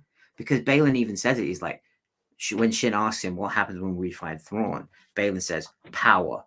the Right. type of Beyond witch you your would never have seen. right. She's obviously gonna know. She's obviously gonna know that that's gonna be their end game. She's probably just like, let me string these Jedi along, and then I'll reveal my Interesting real angle. end game when it comes. Like we get like some kind of like Cthulhu style. Kind of like Abeloth from Legends in a Yeah. way. There we go. Potentially. However, here's the thing. It seems like the chink in the armor, so to speak, in that kind of in the story, is Morgan hired. It seems like Morgan hired Balin and Shin. So if Balin hired them, or if she hired them, then why does she have to trick them into saying it's Thrawn? Because it seems like they're doing it for the money. Because she knows that Ahsoka's looking for Thrawn. Mm. She's probably not powerful enough to take on Ahsoka one-on-one. So what are you gonna do? You hire two grumpy. Well, why would she Jedi. just be? Why is she hiding the truth from them though? Because it's like there's hired help. We're gonna do this. That's what I'm doing. I'm gonna hire. I want to do this. And Bailey be like, okay, sure, you got the money. Because okay. he's still a Jedi at heart. And like you even have the line at the end of the episode where he's like, it'd be a shame to kill her. There's so few Jedi left. And she goes, right. Sentimental. And he just goes, no, Yeah, true. And I think that at his core, he's still a Jedi. He just kind of lost his way a little bit. And I think if he realized that like she's trying to set this great evil upon the galaxy, he would be like, no, I can't let that stand. Not only can I not let that stand, I can't be a part of it. So he might end up being an anti-hero, so to speak, at the end of the day. Yeah. Yeah. It's interesting. That's interesting. I didn't think that way. Character. I didn't think that way. I have bought hook, line, and sinker at least that I kind of feel like. I mean, I still honestly feel this way. So I don't think your prediction is going to happen, but I think it's an interesting way to go about it, and I almost would like to see that to a degree. I do think that she's working for Thrawn, and in her mind, she's getting Thrawn back somehow. It feels like it would feel weird to have, because it doesn't seem like she's lying. She seems like it's a commitment to her, because she didn't think that way since we first saw her in The Mandalorian. But maybe you're right. I don't know. We'll have to see what happens with that. If she's a witch and Thrawn's gone, why would she want to bring back someone higher rank than her? Surely she'd want the power for herself. Well, to be honest, she's essentially the last Night Sister. Obviously, we don't know what happened with Merrin. She needs someone who can. I think she needs someone who can take the Empire, like to control the military side of things. Like she's not a military person. He's a military person. She'd be the advisor slash. Potentially, maybe. I don't think Balin's. Yeah, but Balin's again. He's a mercenary. He doesn't want to control the Empire. No, feels like Thrawn is the one. Thrawn is the person who could win. And they did work together as much as they did back when. And it's like Ahsoka said, like that she was a trusted ally for a long time. It seems like Morgan and Thrawn would have worked together, and she knows what he can do, and she wants that at her side, so to speak. Yeah, I also think that there's so much like magic involved. Yeah, definitely a lot of that. Absolutely. Like, if there's some kind of like big, huge demon thing that's been banished into like the far corner of another galaxy, right? I'd be like, okay, yeah, that fits in with what the theme of the show seems to be. Yeah. All right. Well, interestingly enough, either way, we're going to find out that eventually, soon enough. Anyway, we do kind of end the episode with the Sabine takes Wang's advice to heart. She goes back. It's the montage. She's getting all the armor ready. She pulls the Kanan. She gets the knife, slices off her hair. Slice at that point, and she meets up. She sends a message to Ahsoka, and it's a good usage of writing there, good usage of words, where she just says, "I'm ready." Because what did Ahsoka say earlier? How do you know when they're ready? They'll tell you, or they know. Yeah. All the time she's like, they both know. At this point, they pick each other up. She tells Sabine to take her out and calls her a Padawan. And it's like, okay, now we're ready to start the adventure. This is why it's great that these two episodes were the first two, because now it feels like that was all pretty much set up, and not in a bad way, not in an exhibition, but like that was the setup for okay, now the adventure really starts here as they're going off to find them. And then of course we get the ending we talked about, where the bad guys talk about Ahsoka needing to be killed and how Balin doesn't want to do it. So I do love your theory about Balin being an anti-hero at some point, potentially. Or at least not even an anti-hero, just kind of like I like the idea of him being that I'm not going to use the word. He's someone who's lost his way. Someone's lost his way and just has his own set of honor and set of code, and like he's not going to ever be a good guy, but he has that code of honor potentially. So cool. All right, cool. Well, that is our long-winded once a rebel always a rebel recap of the 2 episodes. Let's get into the rest of our categories now. These are a little more quickly go through our next category. We're just going to call this one Master. As your master, it's my responsibility to prepare you.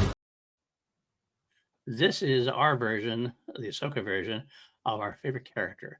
The best character of the week could be anybody, could be someone from the good guys, the bad guys, could be a cameo, could be anything. Whoever your favorite character of the week. Maybe I should play Master of Puppets there. That's not sure. Okay. Anyway, how about for Master and Apprentice? This is Holy Metallica. Holy Metallica, that's right. Who is your master, your favorite character of the first episode? It was Balin. Same. Honestly, it was Balin because while it's great to see these characters from Rebels, like when they come on the screen, I'm like, yeah, it's that character. Cool. Right. I get the woman fuzzies. Balin came on screen first, like with the cadence of how he was speaking, he reminded me of Qui-Gon. So I thought, oh, he's gonna like walk right through these guards. Obviously, we know from the trailer that doesn't happen, but at the first I was like, oh, he's worked his way through. Oh shit. Right. Right. And just how big, like I cannot stress enough, someone who has seen the man in person, how big Ray Stevenson is. He's a bear of a man. Right. So for him to just like calmly and coldly walk through all these New Republic officers, I was just like, oh my God. Absolutely. For all the reasons you just said, for all the reasons we talked about throughout our entire recap, Balin was my favorite as well because he was so interesting of a villain. He's such an interesting choice, something different we haven't quite seen in Star Wars. I can't wait to see how he develops. Yeah, absolutely. I appreciate that one. So what about episode 2? You I already know. But go ahead.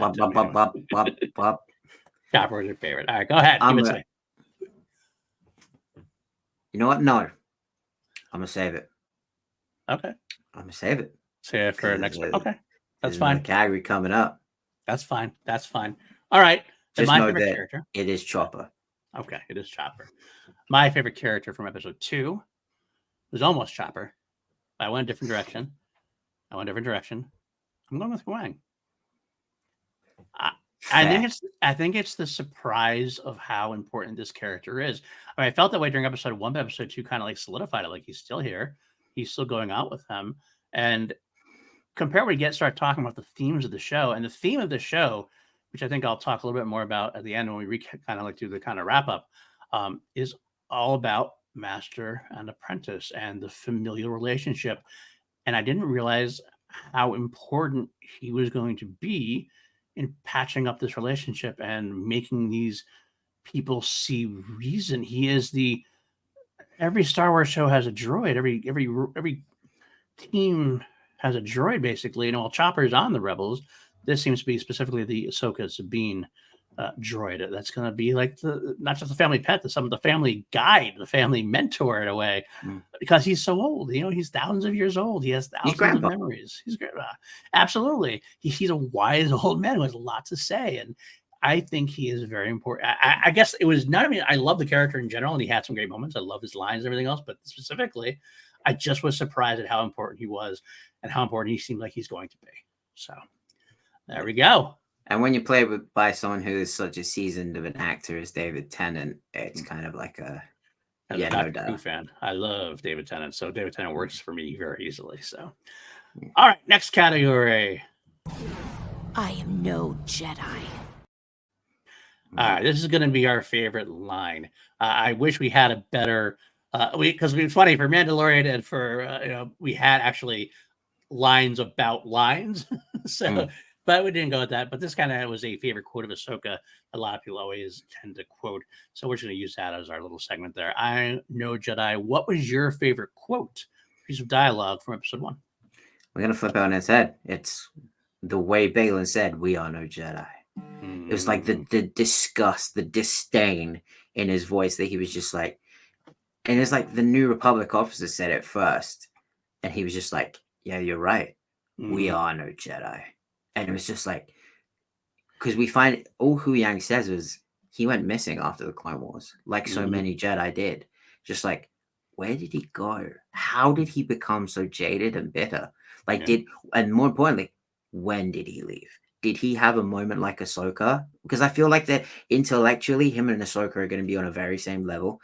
Did he realize as well that the Jedi were losing their way, so he decided to bounce? Was he disillusioned? That's what maybe dying. And in disillusionment, Ahsoka went one way. She went more towards the light and to try to be better than the Jedi. And did Bailey just leave out of depression and be like, everything in Yeah. my life is a lie? Mm. So, fuck them Jedi. I'm going to go do my own thing and just live for myself. Absolutely. He had more of a Dooku moment, so to speak. It's not quite all the way, but he didn't have a Sith Lord to go to, but he still lost his way.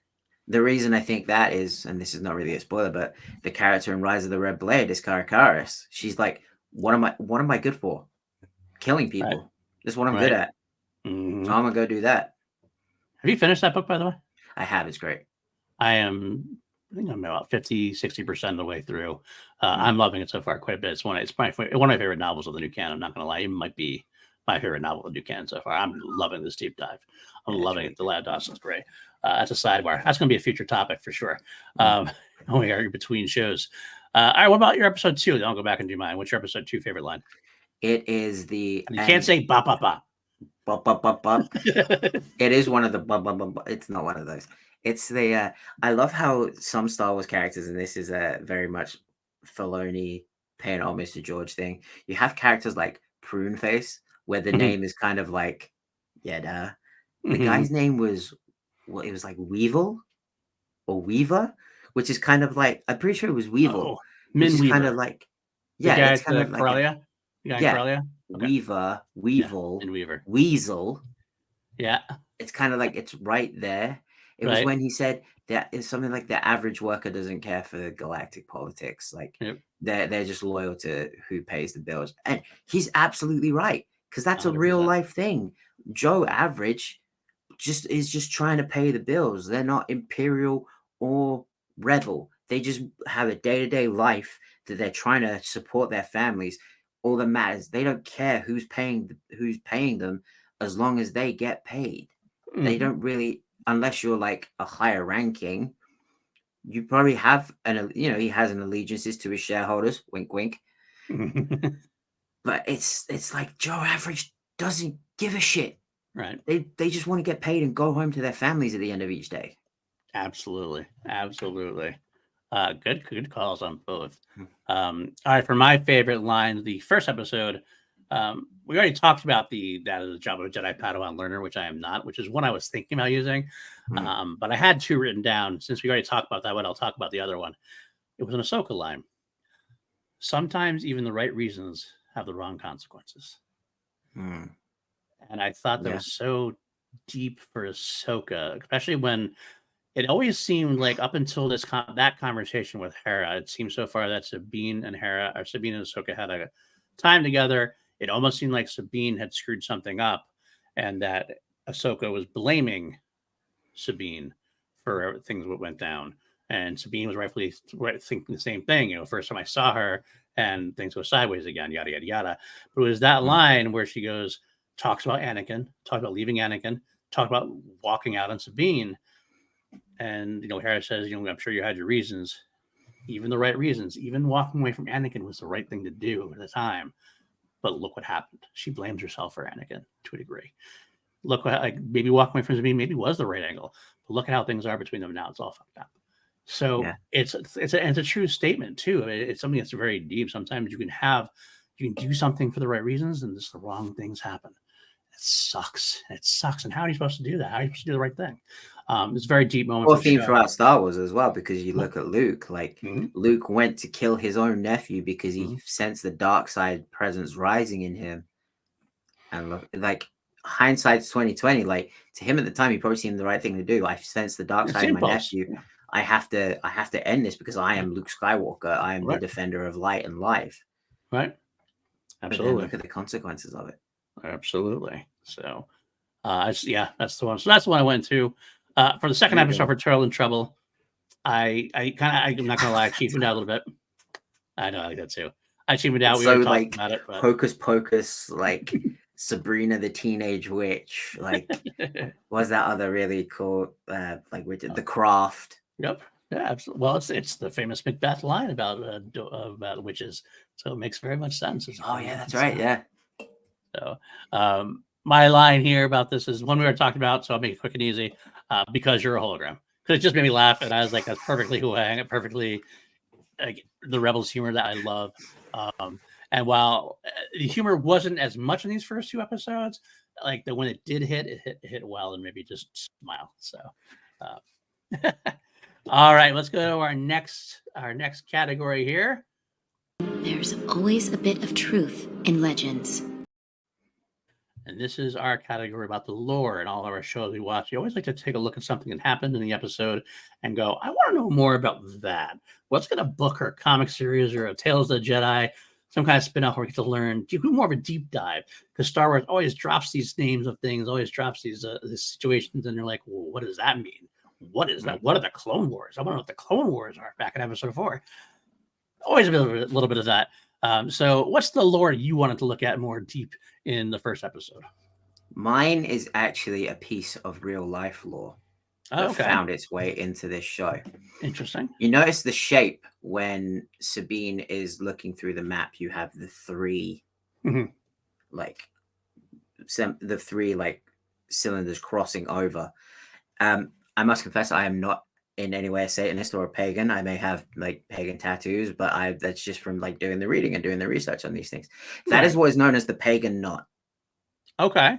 That's a real life symbol of a pagan symbol. Obviously, Dave must love all things Norse and pagan, because that is a strong pagan magic symbol. And the very thing that I can't remember what the third one is, but the 3 knots symbolize the mother, the maiden, and I think the third one is the crow. Okay.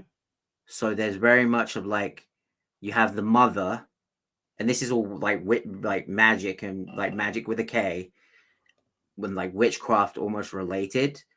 So you have the mother. To me, that says Mother Townsend. Right. The maiden, probably Morgan Elsbeth.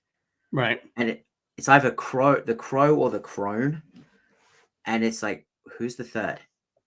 Right. And it just makes me think, I'm just like, if Dave is bringing that real life, like pagan mythology in, and we know he loves to do that, I'm just kind of like, what's his angle with it? And what does that symbol mean in Star Wars? Because I know what it means in real life. So what does it mean What in Star Wars? does it mean in Star Wars? Interesting. Very interesting. I like how we ever crossed over into real life into these kind of discussions before. And it makes sense because Star Wars always takes things from real life and kind of twists them around a little bit. He uses the North, Balin and Shin, they're the Norse wolves. So to pull more pagan mythology makes sense. But I'm like, what is his angle that he's using it here? What's the context that he's using it here? Absolutely. I like it. I do. All right. I'm going to sneak in here and do my episode 1. Then we'll go to your episode 2. For me in this one, so we had this planet that they're on Cetos or whatever. Or, no, I'm sorry. They went to Arcana first. I thought the Night Sisters were just on Dathomir. So there's a Night Sister stronghold in different planets. Does that mean the Night Sisters are more throughout the galaxy than just Dathomir? Is there more Night Sister? Is there more branches of Night Sisters out there? Are there different kind of sects, like that have different kinds of rules and magics and different kind of things? I don't know. But I kind of like to learn more. I want to learn more about the stronghold that's not on Dathomir. Where did that come from? How did that go? I think they were because she says it was like a millennia ago that they used that stronghold. Whereas, like, if you look at the character of Marin from Fallen Order and Survivor, like her and her sisterhood never left Dathomir. Right. So I wonder if it was like a case of, were they more powerful back then? And right. Were they all over the galaxy? Oh my God, I just had a eureka moment. Go ahead. What if Morgan Elsbeth is trying to restore that power? Could be. What if the Night Sisters came from another part of the galaxy, and then she's bringing the Night Sisters back? She's like, yeah, she's trying to bring them back because the whole theme again of Marin's is like, I can bring my sisters back from the dead, but like I'm never gonna see them again. Like we're never gonna be at full power again. Maybe What the if Night Morgan Sisters Elsbeth left. is gonna like, bro? I just had like a light bulb on eureka moment. Maybe that is Morgan Elsbeth's endgame. The Night Sisters traveled. A lot of the Night Sisters traveled to the different galaxy, and they never, for some reason, they got trapped, couldn't make their way back, and all that was left was the Dathomirian ones at that point. Yeah, because why would you have a stronghold, right? You set up Right. a stronghold when you're traveling to other Right. places. You set up a stronghold. You set up a fortress here. Basis, yep, Yeah, because you have a little much. So think I we don't just know. code. I think we just cracked the code. We could post potentially, absolutely. So I like that. All right, let's move on then to episode 2 for you. Any lore that you want to know about that for Right. you? HK droids. We finally got HK canon. Fair. I want more. I want more. I had a feeling. I had a thought as well. I don't want anything to happen to Chopper. Knock on wood, nothing will happen to Chopper. But there's the No. whole You don't theory. kill the family dog, whether it's a genocidal maniac or Well, not. apparently he's the cat, so he's got That's true, 9 he's a cat. lives. That's true. That makes sense. There's the whole theory that B2 Emo becomes K2. I've What heard if- that. What if they reprogram Chopper into an HK droid so he could actually go and do some killing? That's funny. That's funny. It's complete like fan theory that I want to see, but Chopper's brain in an HK droid's body. Give me. So Maybe Chopper's the perfect. first one to say meatbag. That would be even funnier. That would make sense too, right? Also, he when he calls gets the Hera trigger- her meatbag. Yeah, he gets the vocal cords all of a sudden, and we just hear what he's saying, and it's like ridiculous. I love that. I absolutely love that. I think it's a great. Yes. That is the content we need from Ahsoka. Chopper becoming an HK droid. Perfect. Okay. All right. For me, I went to the line about the pathway to Peridia, or Peridia rather, and the Jedi knowing about that even as a fairy tale. So the Jedi seems like they may have been there as well at some point way back in the day. Maybe this is the kind of thing we're talking about. This is back in the James Mangold era of things. There was Jedi back then who traveled there. So, I mean, it'd be after James Mangold because he'd be doing the first Jedi kind of stuff. But yeah, I feel like if the Jedi know about it, Tales from Jedi, how do they know about it? Where do they learn it from? And so there's got to be something there. Yeah, I agree with you because like spoiler 5, 4, 3, 2, 1 for Jedi Survivor. You go to this place called Tanalor, which was found by Dagan Gera in the days of the High Republic, and he wanted to use it as a safe space where the Jedi could go and train and never be discovered, and never be harmed, and never be found. And that was essentially what the goal became of Cal's, to be like, all right, we can go here and we can hide from the Empire. So there are these, and it's called Paradia, so I'm guessing it's some kind of paradise, right? That's what makes sense to me. Yeah. You go there, there's like Jedi tiki bars, little, I like that idea. I like where your head's at that. Nice little oasis planet. You know what I'm saying? I definitely know what you're saying. I like that. So yeah, that's what I'm going to for that one. All right, got a couple of little pieces left of information or little categories to go to. They're really kind of quick. This one, of course, is Hear a lot of carbon scoring here. Looks like you boys have seen a lot of action. favorite action scenes. This is I know Maddie's favorite category. Favorite action sequence from episode 1. Hit me with it. It's a being Top Gun moment. Should be a Top Gun moment. Okay, It's the ride, and then like the security officer just kind of like gives up and like looks at her like, all right, fair play, go on. That's fair. Yeah, that's fair. I get that. For me, episode 1, it was the exploding temple at the beginning, the exploding where she got the map, because the explosion looked so good, and the action sequence where they run, where she's running away and jump up to where Hu Yang is flying the ship and everything else. Great action moment. It felt like a Michael Bay movie, but done even better than a Michael Bay movie as far as. You mean they didn't pull in Chris Nolan to do it without CGI? Right, exactly. It was a great bomb. Yeah, that's what I'm gonna go with. How about episode 2 for you? Episode 2 for me, it was a very, very short moment, but a very one moment I was like, that was sick. Is when Ahsoka just does the little move, like shoulder to the That was side. mine. Does not break eye contact. It's just like it was almost like a Dragon Ball Z kind of move, just like whatever. Yeah, because the Merrick throws a lightsaber boomerang style, and obviously you know it's coming back, but it takes a while. Well, because she's running towards the gun, and she's on there. You see the Merrick do that. Lightsaber just comes, and she does exactly what it says. Just so disdainfully, yeah, whatever, got it. That was mine too. Absolutely, it was a fist pump moment, badass moment. Like, yeah, that's Ahsoka. That's Ahsoka right there. That's actually where, if anything, that's where she most felt like Ahsoka for me, was that moment. So I'm on board with that completely. All right. All right, next up. What you got? Laugh it up, fuzzball. Our favorite comedic moments, the ones that made us laugh the most. Hit me up with this one for episode 1 there, Manny. I think you should go first. Because we know what mine's going to be for episode 2, and I think we should end with that.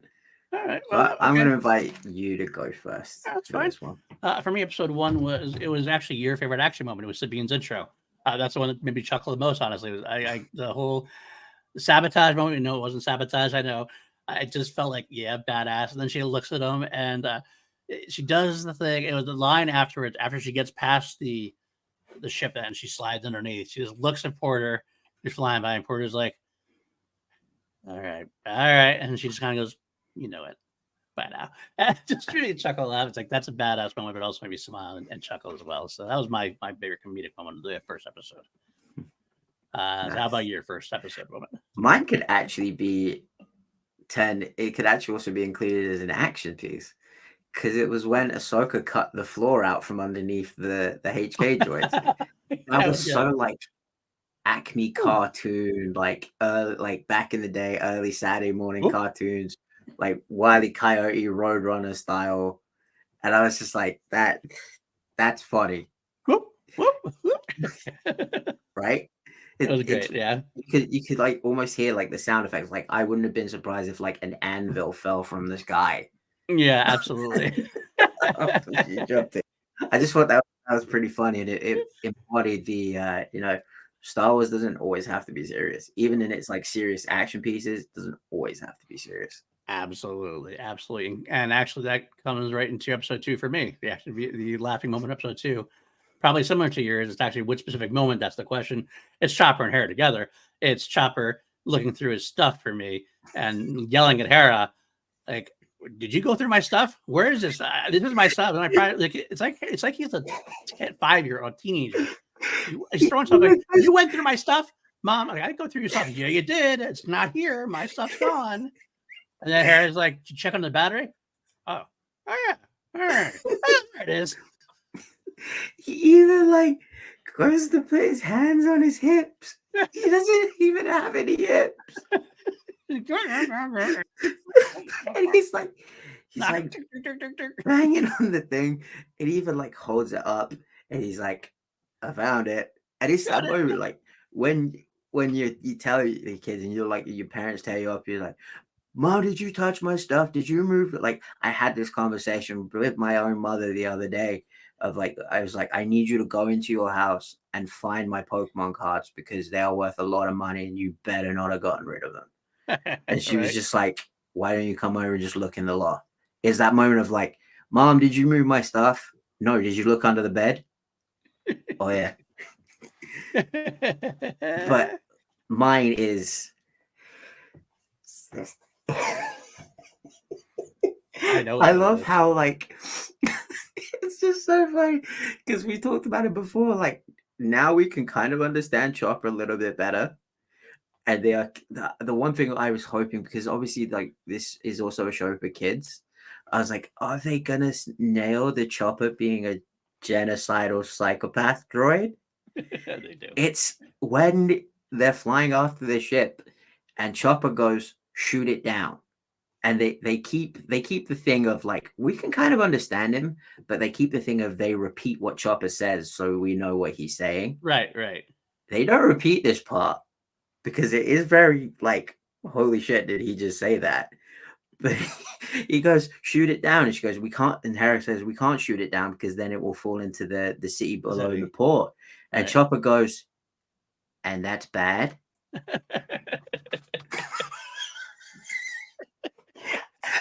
that's bad. It's just like, you are psychotic.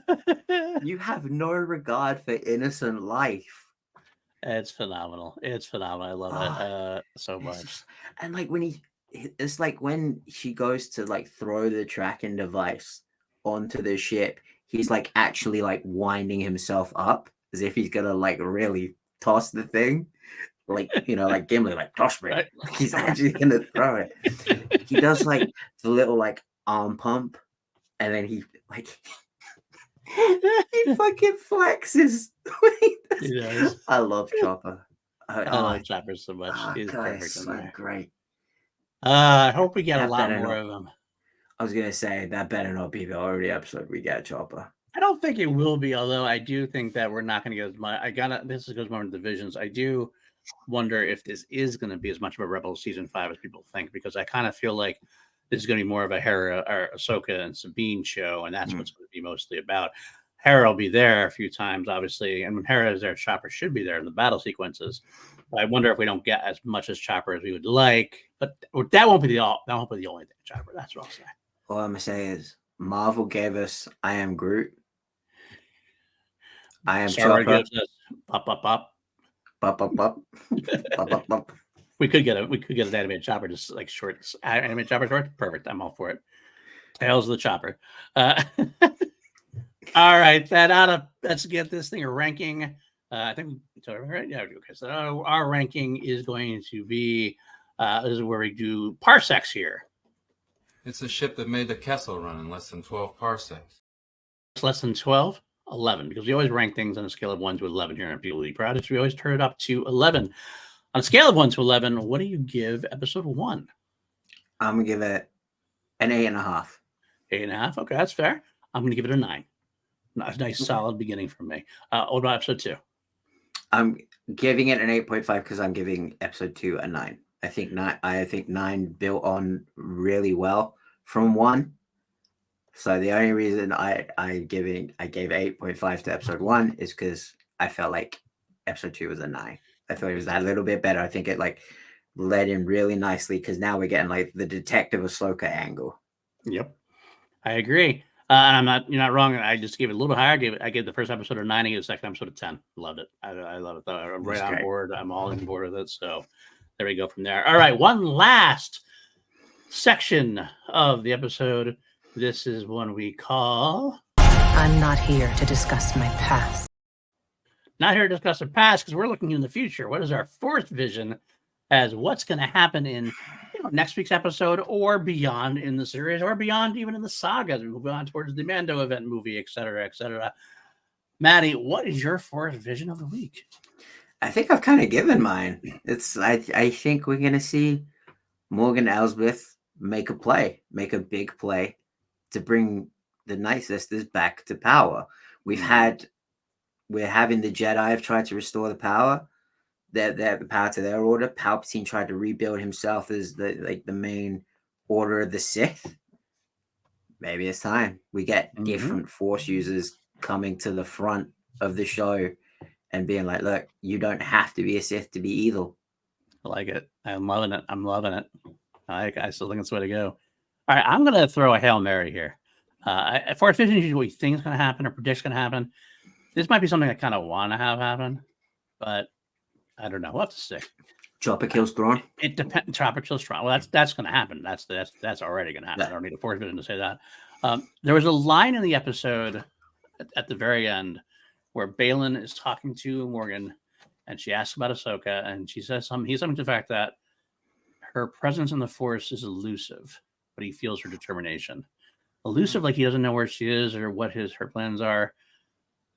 I almost feel like we're going to discover that there's a reason why her presence in the Force is elusive.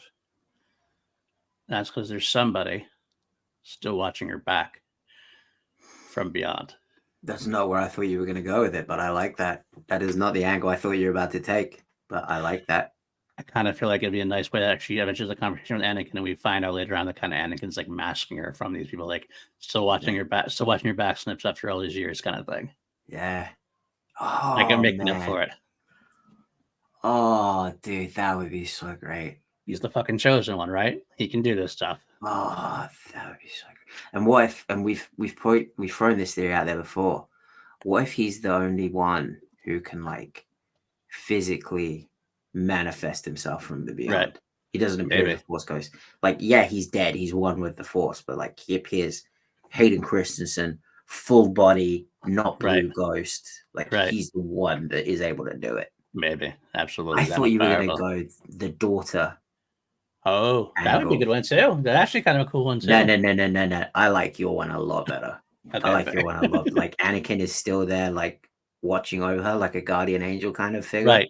Yeah. That's what I was hoping for. Trying to make up for, like, still trying to redeem himself. He knows what he. Like, I will cry like a fucking baby if that happens. Absolutely. That's what I was looking at. So awesome. I'm glad you appreciate that. I hope you're with us too.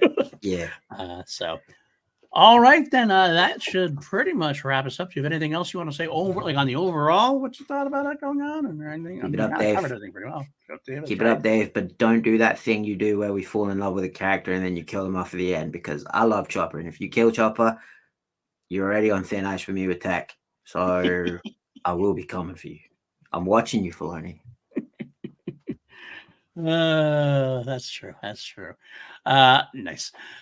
I basically want to say the same thing. I agree with everything that's going on. I think that Dave knows what he's doing. The direction's been great. Everything's been great so far. I think just keep going, Kevin Kiner, do what you do best. Yeah, I do. I just want to say that this is like Rebels is really about family. This is really about repairing family that's gone wrong. This is what the thing. I mean, that's the underlying theme. There's there's an overt sense of finding Ezra, of finding Thrawn, preventing another war, moving the story forward in the New Republic, where we are at the Imperials and everything else. But the heart of it is about these two women who have, for whatever reason, we're going to learn eventually, probably in a flashback or maybe something, have fallen apart, realizing that they need each other. They're both two halves of the same coin.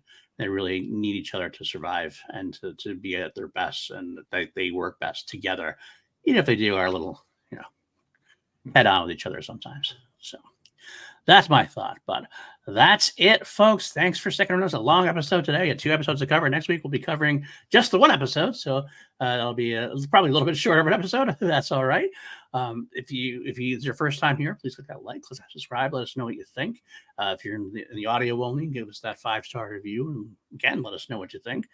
Matty, where can the folks find you? You can find me. Well, you got 2 hours. All my stuff's in the description. Twitter. There you go. X, whatever, Threads, Instagram, my band.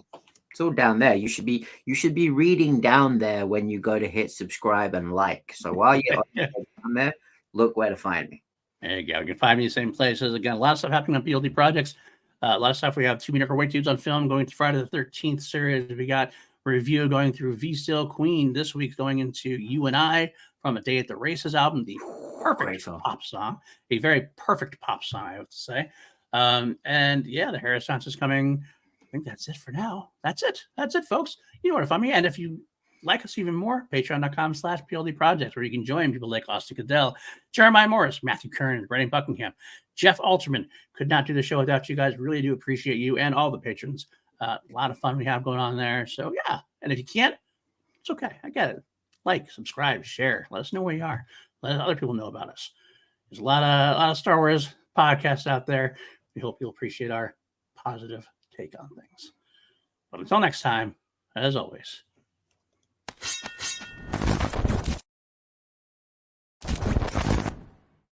May the Force be with you, always.